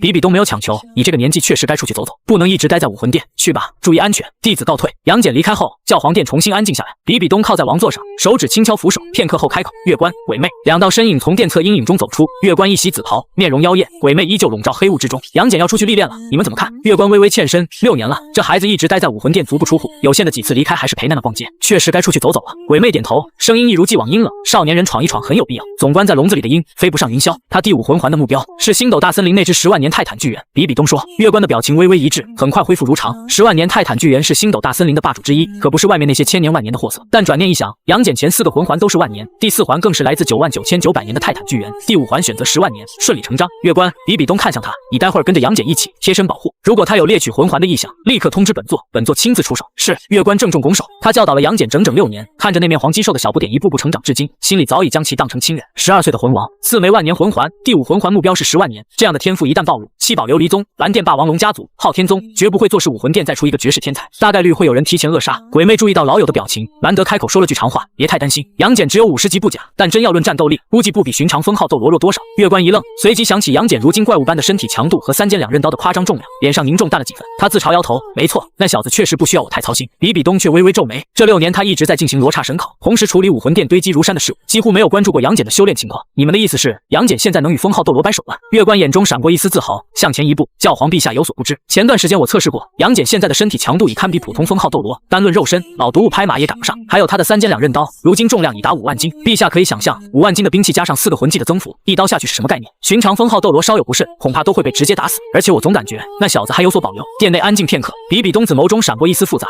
12岁，肉身堪比封号斗罗，武魂重达5万斤，4个万年魂环加持，这样的天才绝对能在自己之后扛起武魂殿的大旗。他忽然换了个话题：“杨戬和娜娜的关系怎么样？有没有进展到男女朋友？”月关的笑容变得微妙：“暂时还没有。依我看，娜娜那丫头肯定有这方面的意思。至于杨戬，他摊了摊手，没把话说完。”比比东大概听明白了，看来等杨戬历练回来，自己得推一把，顺便也该正式收为亲传弟子了。杨戬正在回院子的路上，青石路2旁花木正盛，微风送来淡淡花香。杨戬转头一看，邪月从另一条岔路缓步走来。6年过去，他比之前高了不少，银发依旧冷峻，眉宇间多了几分成熟。邪月师兄，杨戬停下脚步，两人并肩往前走。邪月看着身旁比自己高出半个头的少年，心中感慨，作为胡列娜的哥哥，他当然知道妹妹对杨戬的心思。说实话，他对杨戬没什么不满意，天赋、心性、实力样样挑不出毛病，就是这小子对感情好像不太开窍。想起妹妹每次提到杨戬时又气又无奈的表情，他忍不住在心里叹气。娜娜刚才不是去找你了吗？你怎么一个人在这儿？我要出去历练一段时间，刚跟老师说过了，回去收拾一下就走。邪月了然点头，注意安全。我和娜娜、燕准备参加精英培养计划，争取过几年突破魂王，等你回来再切磋。好。杨戬点头，忽然随口问道：对了，燕最近在干嘛？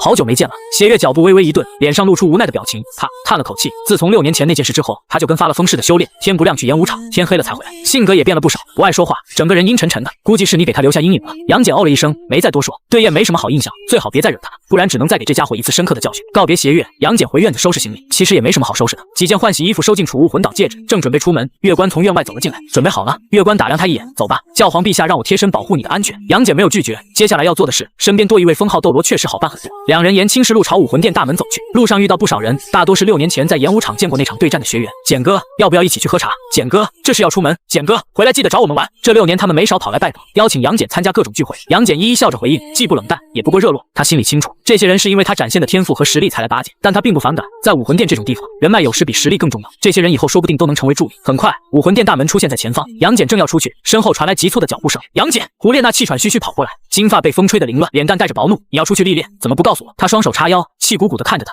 要不是刚才老师提到，我还不知道。杨戬忍不住笑了笑，别搞得跟生离死别似的，伸手帮他理了理被风吹乱的发丝。只是出去历练，又不是不回来了。胡列娜咬着嘴唇，眼眶泛红，你带上我不行吗？杨戬果断摇头，邪月师兄跟我说了，你要参加精英培养计划，不能跟着我。胡列娜沉默了。精英培养计划是武魂殿最顶尖的培训项目，多少人挤破头都进不去，一旦报名就无法退出。那记得早点回来，我等你。他声音低下去，带着不舍，然后上前一步，双手环住他的腰，将脸埋在他胸口。等你回来，我送你一件礼物。声音很轻，轻到只有杨戬能听见，脸色微微泛红。月关站在旁边，嘴角不自觉翘起来，露出标准的姨母笑。好了，快回去吧。胡列娜嗯了一声，却没有动。月关已叫来一辆豪华马车停在大门外，识趣的没有催促。杨戬松开手，转身上了马车，探出车窗朝他挥了挥手，快回去吧。看着那个探出车窗的身影越来越小，直到消失在道路尽头，他在心里暗暗下定决心，下次见面一定要突破魂王，不能再落后你太多。杨戬离开的同时，武魂殿高处一扇半掩的窗户后面，便死死盯着那辆渐行渐远的马车。6年了，6年发了疯似的修炼，天不亮去演武场，天黑了才回来。别人休息他在修炼，别人睡觉他在修炼。他以为能追上，以为能证明6年前只是自己大意了。可如今杨戬已经突破50级，只需再猎取1枚魂环就能成为魂王。自己不仅没追上，反而被甩得更远。6年的努力像一个笑话，脑海中又浮现6年前那一幕，演武场上被一刀劈飞，倒在地上大口吐血，周围那些人的声音至今还在耳边回响。燕师兄被一招击败了，那个小孩是谁？他怎么连一个小孩都打不过？但更让他无法忍受的是胡列娜的态度。自从杨戬来了之后，胡列娜越来越疏远，以前还会跟他说几句话，现在连正眼都不看他，他的眼里只有杨戬。燕深吸一口气，眼神渐渐变得阴沉。以前杨戬一直待在武魂殿，他没办法，但现在杨戬离开了，身边只有月关一个人。机会来了，他转身走进房间深处，取出羊皮纸和笔，开始书写：七宝琉璃宗，宁宗主亲启。字迹潦草而急促，仿佛生怕自己会反悔。写完后，他又看了一遍，确认没有留下任何能追查到自己的痕迹，这才将羊皮纸卷成系统，用蜡封好。武魂殿出了一个12岁的魂王，这个消息宁风致一定很感兴趣。那些高高在上的宗门最怕的就是武魂殿出现绝世天才，尤其是七宝琉璃宗，宁风致这只老狐狸绝不会坐视不管。燕冷笑一声，将密信塞进怀里。杨戬，等死吧！马车沿着官道缓缓前行，车厢内布置的极为舒适，柔软的坐垫，精致的小桌，一壶温热的茶水，车轮碾过路面的声音单调而规律。月关靠在车厢一侧闭目养神，随口问道：先去什么地方？先回去看看哥哥和妹妹。你望着窗外飞速后退的风景，然后去天斗帝国境内转一转，到处走走看看。月关点点头，没再多说。以他的实力带着你飞行当然更快，但那样太消耗魂力，万一途中遭遇危险，后果难料。稳妥起见，还是坐马车，反正不缺时间。2个月后，马车穿过行省边境，驶入临海城范围，空气渐渐潮湿，风中带着淡淡的咸腥味。道路两旁多了些耐盐碱的灌木和低矮棕榈。你掀开车帘，深深吸了一口气，这股海腥味小时候天天闻，后来去了武魂殿，6年没闻过，本以为会不适应，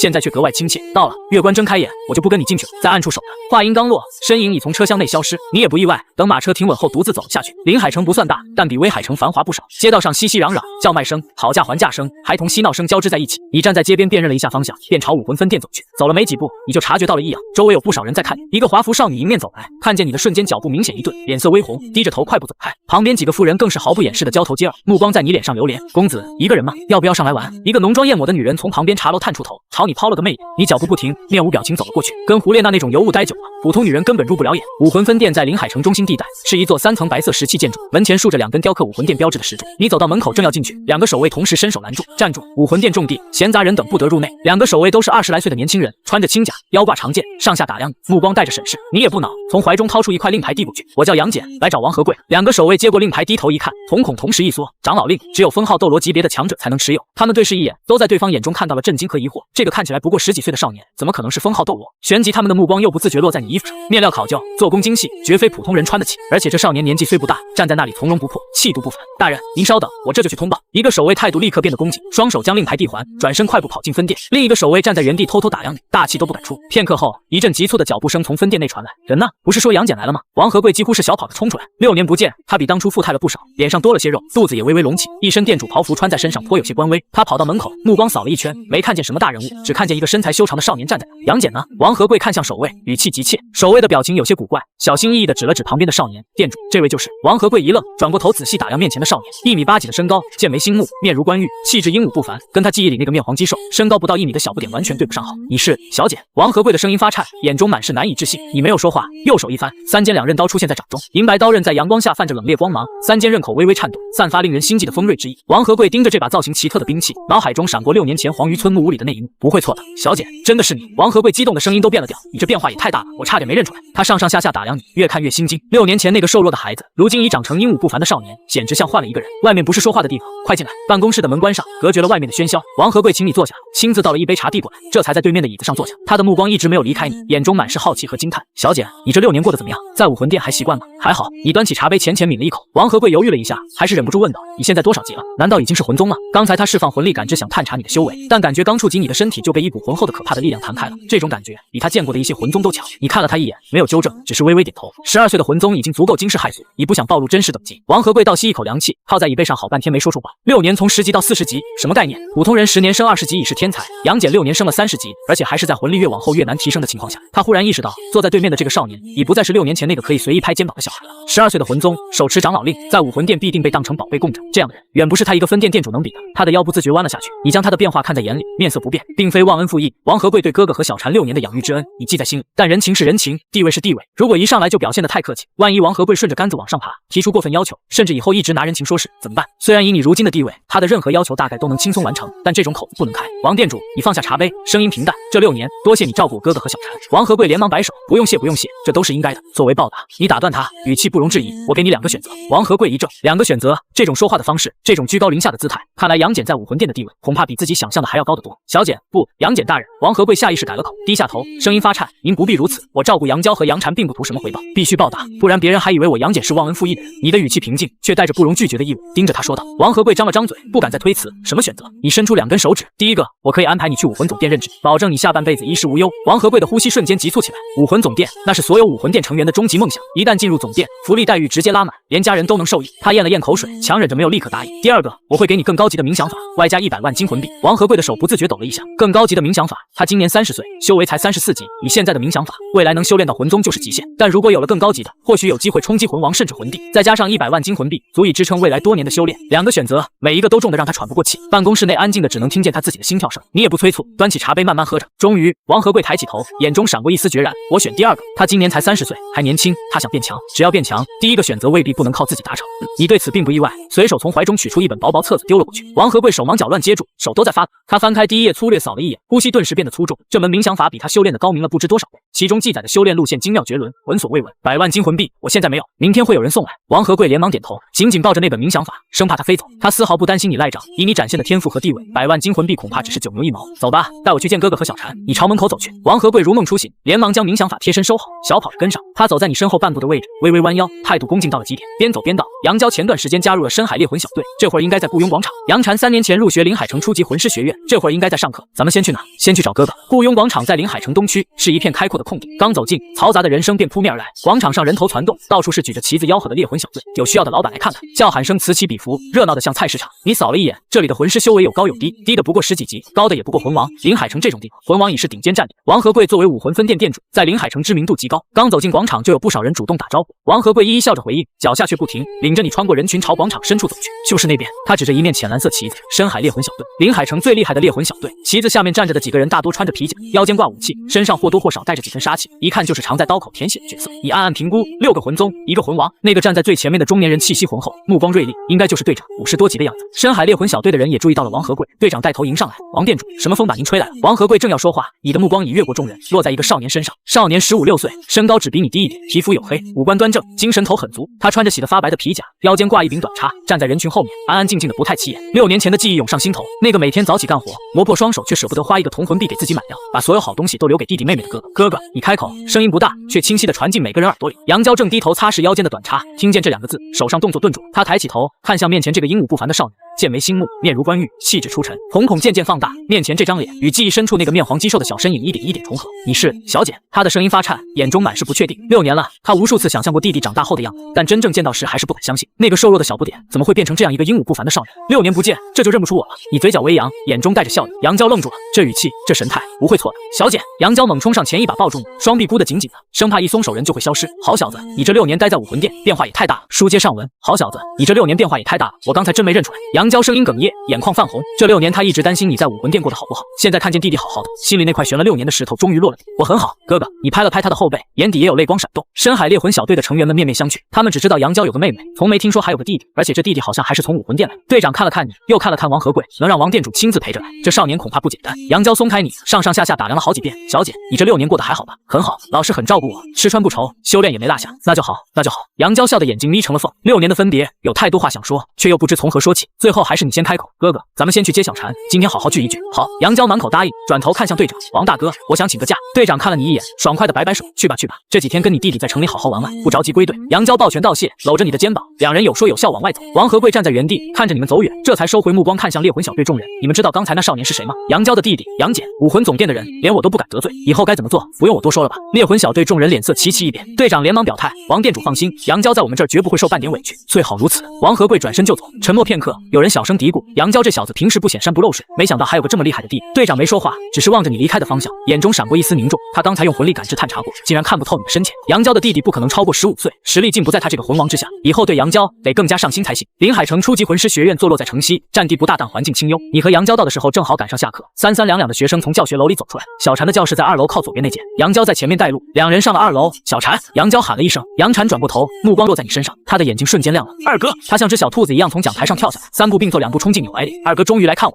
声音带着哭腔，双手死死抓着你的衣服，生怕你跑了似的。你伸手揉了揉他的头发，怎么认出我呢？哥哥刚才都没认出来。第6个，杨蝉抬起头，眼眶红红的，却笑得格外灿烂。我一眼就认出你了，不管二哥变成什么样子，我都能认出来。教室里的学生目瞪口呆地看着这一幕，他们从没见过杨蝉这副模样。你跟老师打了个招呼，便领着兄妹俩往王和贵的住处走去。一路上，杨蝉叽叽喳喳问个不停，武魂殿是什么样的？二哥有没有想他？有没有交到朋友？你一一回答，脸上始终带着淡淡的笑意。杨娇走在旁边看着弟弟和妹妹，嘴角的笑容就没消失过。王和贵的住处是一栋独门独院的小楼，在临海城最好的地段。他把人送到门口便识趣的离开，把空间留给兄妹3人。杨蝉拉着你坐在椅子上，自己搬了个小板凳坐在你面前，双手托着下巴，大眼睛一眨不眨盯着你。二哥，你这次回来能不能别走了？你摇头，待几天就要走，还有事情要办。杨蝉的嘴巴立刻瘪下来，眼眶又开始泛红。不过等我把手头的事办完，就接你和哥哥去武魂城，到时候天天见面，你可别嫌我烦。真的。杨蝉的眼睛瞬间亮起来，伸出小拇指拉勾，你笑着跟他勾了勾，拉勾上吊，100年不许变。杨蝉心满意足，又开始问东问西。杨娇坐在旁边看着妹妹叽叽喳喳，弟弟耐心回答，脸上的笑意怎么都压不下去，这才是家的感觉。不知不觉几个小时过去了，杨娇忽然插嘴问了一句，小姐，你现在多少级了？你看了她一眼，没有隐瞒，50级。屋子里安静了一瞬，12岁的魂王。杨娇张了张嘴，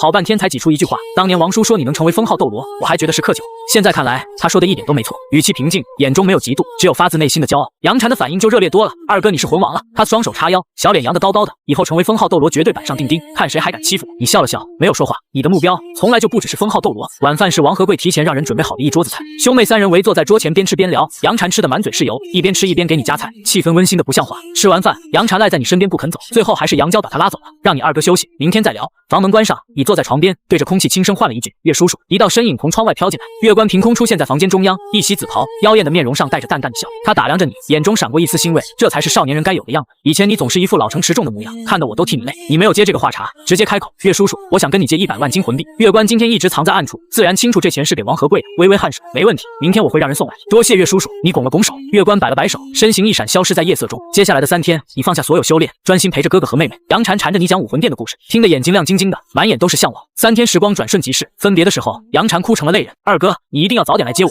他抓着你的衣服，眼泪啪嗒啪嗒往下掉。你蹲下身帮他擦掉眼泪，认真的看着他的眼睛，等我办完事，第一时间来接你。拉钩，拉钩。杨蝉这才松开手，退后2步，红着眼眶看着你登上马车。杨娇站在旁边，拍了拍妹妹的肩膀，对你说道：“注意安全。”你点了点头，目光在哥哥和妹妹身上停留片刻，转身身走进车厢，马车缓缓启动。车厢内，你靠在坐垫上望着窗外飞速后退的风景，沉默了许久。月关出现在对面座位上，没有打扰你。过了好一会儿，你才收回目光，眼神重新变得沉稳而锐利。下一站去哪？月关随口问道。你早已想好了说辞。我在藏书阁翻阅往年记录时，注意到一个叫秦明的人，说是全大陆第2年轻的魂帝，曾经就读于一所叫史莱克的学院。能教出这样的学生，那所学院应该有可取之处。下一站，我想去史莱克学院看看。月关点了点头。秦明，我倒是听说过，确实算得上天才，能教出他，史莱克学院恐怕不简单。过去看看也行。他没有起疑。你应了一声，重新靠回坐垫，闭上眼睛。马车平稳地行驶在官道上。这是离开临海城的第3天，按现在的速度，再有个10来天就能进入巴拉克王国境内。索托城在巴拉克王国东部，史莱克学院也在那。你正闭目养神，脑海中盘算着到了史莱克学院后，首先要确认唐三和小五是否已经入学。如果剧情没有太大偏差，这个时候他们应该已经在学院里。你的思绪忽然被打断，对面同样在闭目养神的月关猛地睁开双眼，表情凝重到了极点。怎么了？你坐直身体。月关没有回答，魂力感知全力展开，朝着某个方向探去。片刻后，他的脸色变得极为难看。他们怎么会在这附近？你眉头一皱，也释放出自己的感知。2道极其强大的气息正从东南方向快速接近，那种压迫感绝不是普通封号斗罗能散发出来的。至少95级，整片大陆95级以上的封号斗罗就那么几个，会在这个时间、这个地点出现，还结伴而行的。你心中隐隐有了猜测，是他们。月关声音中带着忌惮。七宝琉璃宗的2位供奉，剑斗罗陈星、古斗罗古龙。话音刚落，那2道气息已近在咫尺，径直朝马车这边来了。菊花关，一道苍老而洪亮的声音从天上传来，带着毫不掩饰的轻蔑。你喜欢躲在马车里当缩头乌龟？月关的脸色难看到了极点，他深吸一口气，转头看向你，待在车里，别出去。话音未落，月关的身影已从车厢内消失。你掀开车帘望向天空，2道身影悬浮在半空中，居高临下俯视着下方的马车。左侧那人身材高大，须发皆白，一身白色长袍，面容冷峻如刀削，剑斗罗陈星。右侧那人诡异阴森，面容阴鸷，身体表面覆盖着一层淡淡的骨质铠甲，双臂格外粗长，指尖锋利如爪。古斗罗古龙。月关站在马车前方，抬头看着这2个不速之客，脸色阴沉的能滴出水来。陈星、古龙，你们这是什么意思？古龙双手抱胸，目光越过月关落在马车上，里面的小子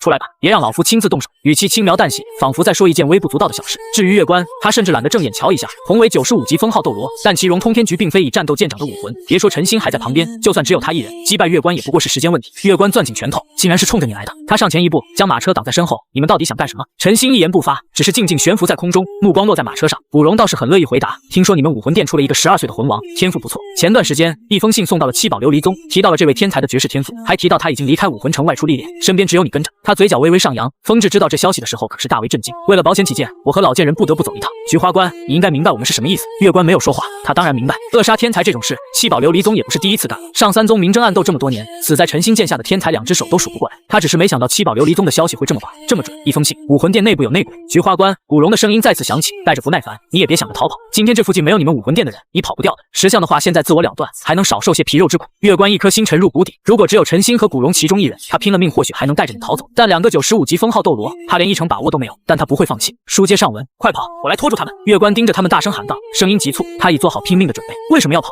你平静的声音从马车方向传来。月关愣住了。你掀开车帘，不紧不慢走下马车，目光淡淡扫过天上的陈星和古龙，脸上没有丝毫害怕。你疯了？月关心头一紧。你知道他们是谁吗？剑斗罗陈星96级，武斗罗古龙95级。我知道。你点了点头。月关气得差点吐血，知道还不跑？古龙看着这一幕，忍不住笑出来，还真是初生牛犊不怕虎。小子，你怕是根本搞不清实力的差距吧？陈星没有说话，只是静静打量着你。片刻后，他眼中闪过一丝惊讶，50级，竟然真的是50级。12岁的魂王，这样的天赋放眼大陆历史也找不出第2个。面对2位封号斗罗面不改色，这份胆识和心性，小子。陈星忽然开口，声音低沉而沉稳，老夫现在给你一条生路。你抬眼看他，加入七宝琉璃宗，从此断绝与武魂殿的联系。陈星随意开口道，放心，今天月关必死无疑。你加入七宝琉璃宗这件事，不会有人知道。古龙微微颔首，这少年的天赋确实够高，若能拉进七宝琉璃宗，未来甚至可能成为推翻武魂殿的一把意见。至于会不会阳奉阴违，抓了他的亲人，不怕他不乖乖就范。若听话，再安排几个七宝琉璃宗的嫡系女子，生下孩子，把血脉也绑死在七宝琉璃宗。你看着这2个高高在上的封号斗罗，轻轻摇头。若再来一个95级封号斗罗，或许还有机会把我拿下。但就你们2个，还不够格。空气仿佛凝固了，陈星的眼神变了，古龙的笑容僵在脸上。月关也傻了，他知道你很强，战斗力完全不能用等级衡量。但陈星和古龙不是普通的封号斗罗，你到底哪来的自信？沉默持续了几息，陈星的目光渐渐冷下来。既然你小子不识相，那老夫也就由不得你了。话音落下，七杀剑出鞘，凛冽剑气冲天而起，96级封号斗罗的威压毫无保留的释放。古龙也动了，骨质铠甲迅速覆盖全身，指尖弹出半尺骨刺，武魂附体。小子，这么多年，你还是第一个敢轻视老夫的小辈，老夫不会让你轻易死去的。月关深吸一口气，同样完成武魂附体，其荣通天局在身后绽放，9枚魂环升腾而起。他将你护在身后，眼中满是决然。杨姐，你快，岳叔叔，你打断了他。月关一愣，还请帮我拖住古龙。你的声音平静笃定。陈星，我来对。月关张了张嘴，看着你那双平静如水的眼睛，到嘴边的话咽了回去，逃不掉，只能战。好，你小心。月关咬牙，冲天而起，直奔古龙。漫天金色花瓣飘落，将古龙笼罩。古龙冷笑，鼓爪一挥，花瓣片片碎裂，随后与月关缠斗在一起，脱离了这片战场。地面上只剩下你和陈星，一老一少，遥遥相对。你抬起头，看着悬浮在空中的陈星，右手一翻，三尖两刃刀出现在掌中，迎风变长，化作3米来长。你握紧刀柄，整个人的气势在这一刻翻天覆地。陈星的瞳孔微微收缩，这武魂不简单，你动了。双脚在地面猛地一踏，整个人如离弦之箭朝天空中的陈星击射而去。三尖两刃刀划出一道银白弧线，刀锋撕裂空气，发出尖锐笑鸣。这一瞬间爆发出的威势和速度，让陈星也吃了一惊。好快，但他毕竟是96级封号斗罗，纵横大陆数十年，惊讶只是一瞬，七杀剑已然举起格挡。当金铁交鸣的巨响在天空炸开，陈星的脸色变了，剑身上传来的力量远超预期，一股蛮横到不讲道理的距离。他轻视了，刚才只用了7分力。陈星整个人被这一刀从空中劈了下去，轰！地面被砸出一个数米宽的浅坑。陈星单膝跪在坑底，七杀剑横在身前，手臂发麻，虎口刺痛，没有受伤，但这份耻辱比受伤更让他难以接受。一个96级封号斗罗被一个魂王从天上劈了下来。他站起身，抖了抖长袍灰尘，目光落在你手中的三尖两刃刀上。这小子的力气不对劲，还有这武魂重量超过5万斤，为何你能运用自如？你没有回答，意念一动，三尖两刃刀骤然暴涨10米，眨眼间一把10几米长的巨刃横亘在天地之间。陈星的眼神彻底变了，这一刀比刚才强了至少3成。第二魂技灵剑守护，七杀剑震颤，剑气防护罩瞬间成型，如倒扣的碗将他牢牢护住。巨刃斩在防护罩上，发出沉闷巨响，防护罩剧烈震颤，表面浮现道道裂纹，但最终扛住了这一击。你收刀后退，面色不变，光凭普通攻击不可能伤到陈星，96级的封号斗罗不是靠蛮力就能击败的，还不错。你开口，再试试这个。话音未落，脚下升腾起4枚漆黑如墨的魂环，黑色、黑色、黑色、黑色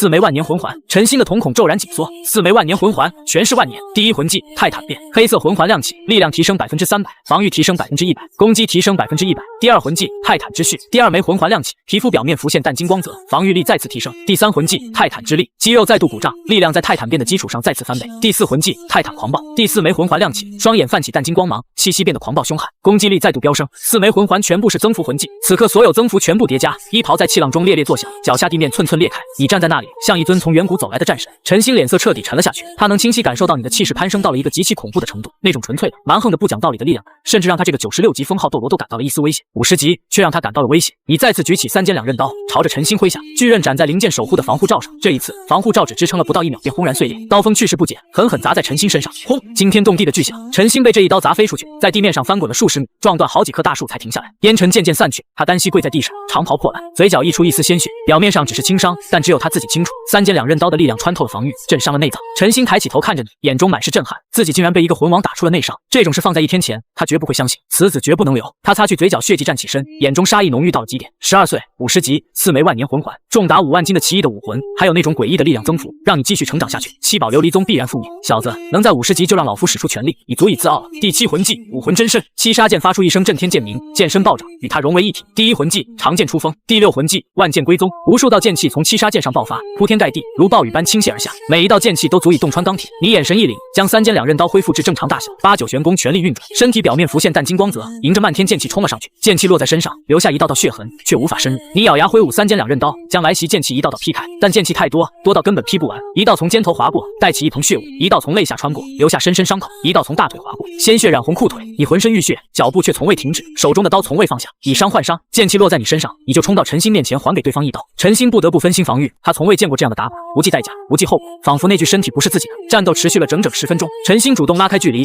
悬浮在半空中，看着地面上那个浑身浴血却依旧屹立不倒少年，整个人都愣住了。他是96级封号斗罗，七杀剑被誉为天下第一攻击武魂，全力施为之下，竟然杀不死一个魂王，这怎么可能？那些剑伤每一道都足以致命，可这少年却像没事人一样。这小子的身体强度完全不像人类，50级就能做到这种程度，若修炼到封号斗罗，岂不是天下无敌？不行，今天必须将你斩杀，不然后患无穷。小子，能死在老夫这一招之下，是你的荣幸。自创魂技人剑合一，第9魂技神魔两斩。他的身体与七杀剑彻底融为一体，化作一柄数米长的巨剑悬浮在空中，巨剑震颤，一分为二，一柄漆黑如墨，散发邪恶气息；一柄通体雪白，散发神圣光芒。黑白双剑交错旋转，形成巨大的剑气漩涡，方圆数百米内的空气都被抽空，天地变色，风云倒卷。远处战场上，月关已被古龙打得节节败退，他忽然感受到一股强大到令人窒息的魂力波动，猛地转头就看见陈星的第9魂技正在凝聚。该死！月关脸色大变，转身就想往你那边冲，你的对手是我。古龙挡在他面前，鼓爪一挥将他逼退。老贱人的神魔两斩，连我都不敢应接，那小子必死无疑，你今天也休想活命。话虽如此，古龙心中也震撼。撼到了极点。本以为陈星能迅速解决战斗，没想到竟被逼到施展第9魂技。那个叫杨戬的小子比想象中棘手多，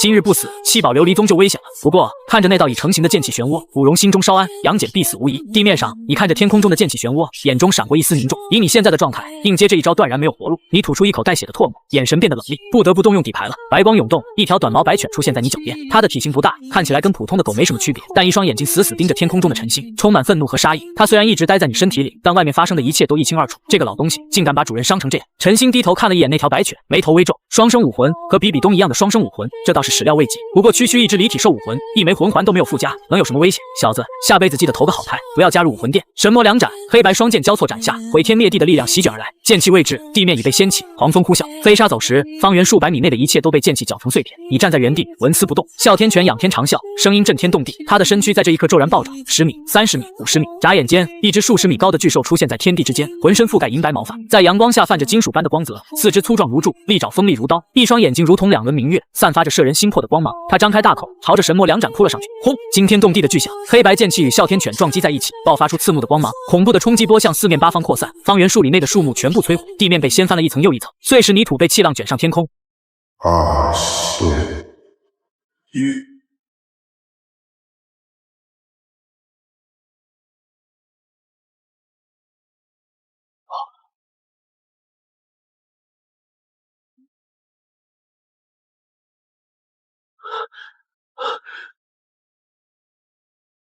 这小子力气不对劲儿！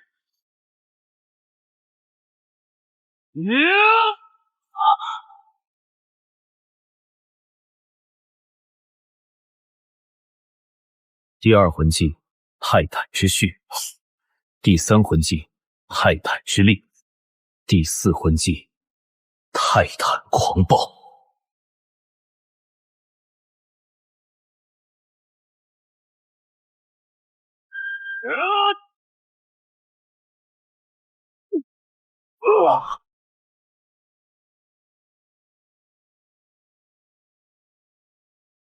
3剑2刃刀的力量竟然震伤了老夫的内脏，让他继续成长下去，恐怕整个大陆都不是他的对手。此子绝不能留。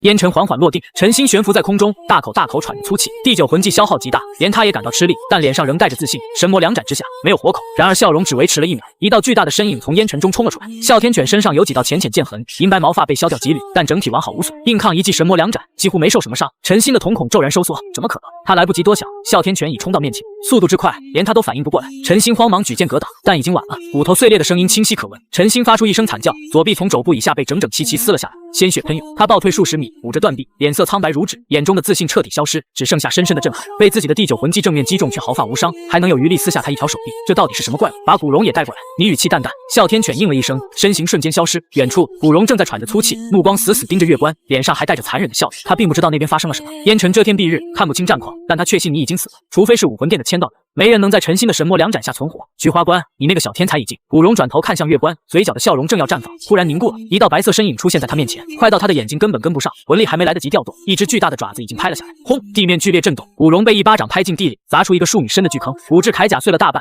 胸口凹陷，肋骨不知断了多少根。他躺在坑底大口吐血，想要站起来，却发现浑身骨头像散架。哮天犬跳进坑里，一口叼起古荣，下一秒已回到你身边，将他扔在陈星面前。古荣又吐了一口血，眼中满是惊恐和茫然，他甚至没搞清楚发生了什么。陈星的脸色更白了，他看了看躺在地上奄奄一息的古荣，又看了看蹲在你身边的哮天犬，脑海中一片空白。古荣的防御力有多强，他比任何人都清楚。古荣武魂加95级魂力加持，连他的7杀剑都不可能一剑把古荣打成这样。可这只狗一巴掌就做到12岁魂王，4枚万年魂环，双生武魂，第2武魂竟比第1武魂还要恐怖。陈星抬头看向你，眼中再次浮现出畏惧。你们2个刚才也见识过了，你手持3剑2刃刀稳稳站在原地，声音平静。哮天犬的速度你们跑不掉，别妄想逃跑。陈星和古荣对视一眼，脸色难看到极点。古荣咬了咬牙，眼中闪过一丝不甘。他的古荣武魂带有空间属性，虽然重伤，拼尽全力未必不能逃出升天。第8魂技空间之门，剩余魂力疯狂涌动，一道漆黑空间裂缝在他身后撕开，逐渐扩大。扩大。陈星瞳孔一缩，挣扎着朝空间之门冲去。不好！月关脸色一变，你站在原地一动不动，只给了哮天犬一个眼神。哮天犬仰天长啸，声音震天动地。空间之门突然剧烈震颤，表面黑色光芒不稳定的闪烁。古荣脸色瞬间惨白，他与空间之门之间的联系正在被一股蛮横到不讲道理的力量切断。不！古荣发出绝望嘶吼，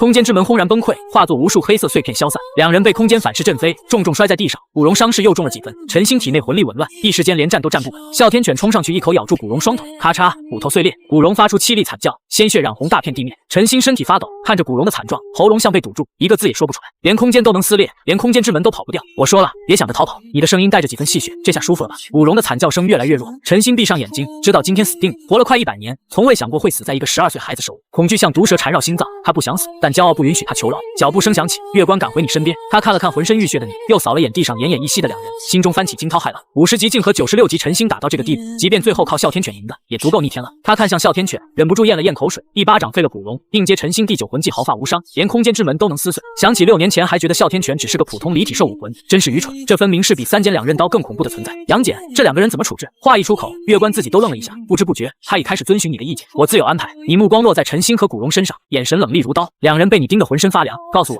是谁给你们送的信？你开口，声音不大，却带着无法抗拒的力量。说出来，我给你们活命的机会。陈星和古荣同时一愣，内奸身份必须搞清楚，能接触到你的情报，在武魂殿地位不低，不揪出来后患无穷。两人对视一眼，从对方眼中看到了犹豫。你说话算话。陈星声音沙哑，当然，你们现在是待宰的羔羊，生死由我决定，犯不着骗你。你的眼神变得危险，不过千万别忽悠我，要是让我发现你们在撒谎，后果你们知道。沉默片刻，不说必死无疑，说了至少有一丝希望。陈星叹了口气，信是1个月前送到七宝琉璃宗的，送信人很聪明，没有亲自来，在路上随便找了个人代送。不过七宝琉璃宗附近遍布眼线，稍一调查就藏不住。那个人不是你们安插的内奸？月关皱眉插嘴。陈星点头，我们在武魂殿安插了几个内奸，但都只限于外围成员，无法渗透内部。那个人我们不认识，是谁？月关追问。陈星看了他一眼，缓缓说出一个名字：武魂殿黄金一代燕。至少我们的眼线非常确定，外貌特征完全吻合。月关脸色瞬间变了，不可能！他声音拔高，脸上交织着震惊和难以置信。燕从小是孤儿，因为觉醒火焰领主武魂天赋极高才被选入武魂殿。他是黄金一代，享受着比普通学员更好的待遇和资源，对武魂殿一向忠诚，怎么可能背叛？你撒谎！陈星面无表情，事实就是如此。别说你，连我们都不知道他为什么要这样做。月关还想再说什么，被你抬手拦住。月叔叔，你的表情很平静，冷静得可怕，眼中没有震惊，没有愤怒，只有一种让人心悸的寒意。你也别对燕抱什么幻想。无论如何，他的名字从陈星嘴里说出来，就跟七宝琉璃宗脱不了干系。你看着他，一字一句地问：我要杀他，你怎么选？月关心头一震，他张了张嘴，想让你先冷静，可对上你那双冷厉的眼睛，到嘴边的话又咽了回去。沉默良久，他终于叹了口气：随你。武魂殿可以没有燕，但不能没有你。你微微颔首，眼中寒意却未消散半分。既然如此，先让他在武魂殿多得意几天。过段时间，我会当着武魂殿所有人的面，亲自砍下他的脑袋，挂在城头以儆效尤。月关没有回答，只是点了点头。你说话算话。陈星开口：我们已经告诉你送信的人是谁，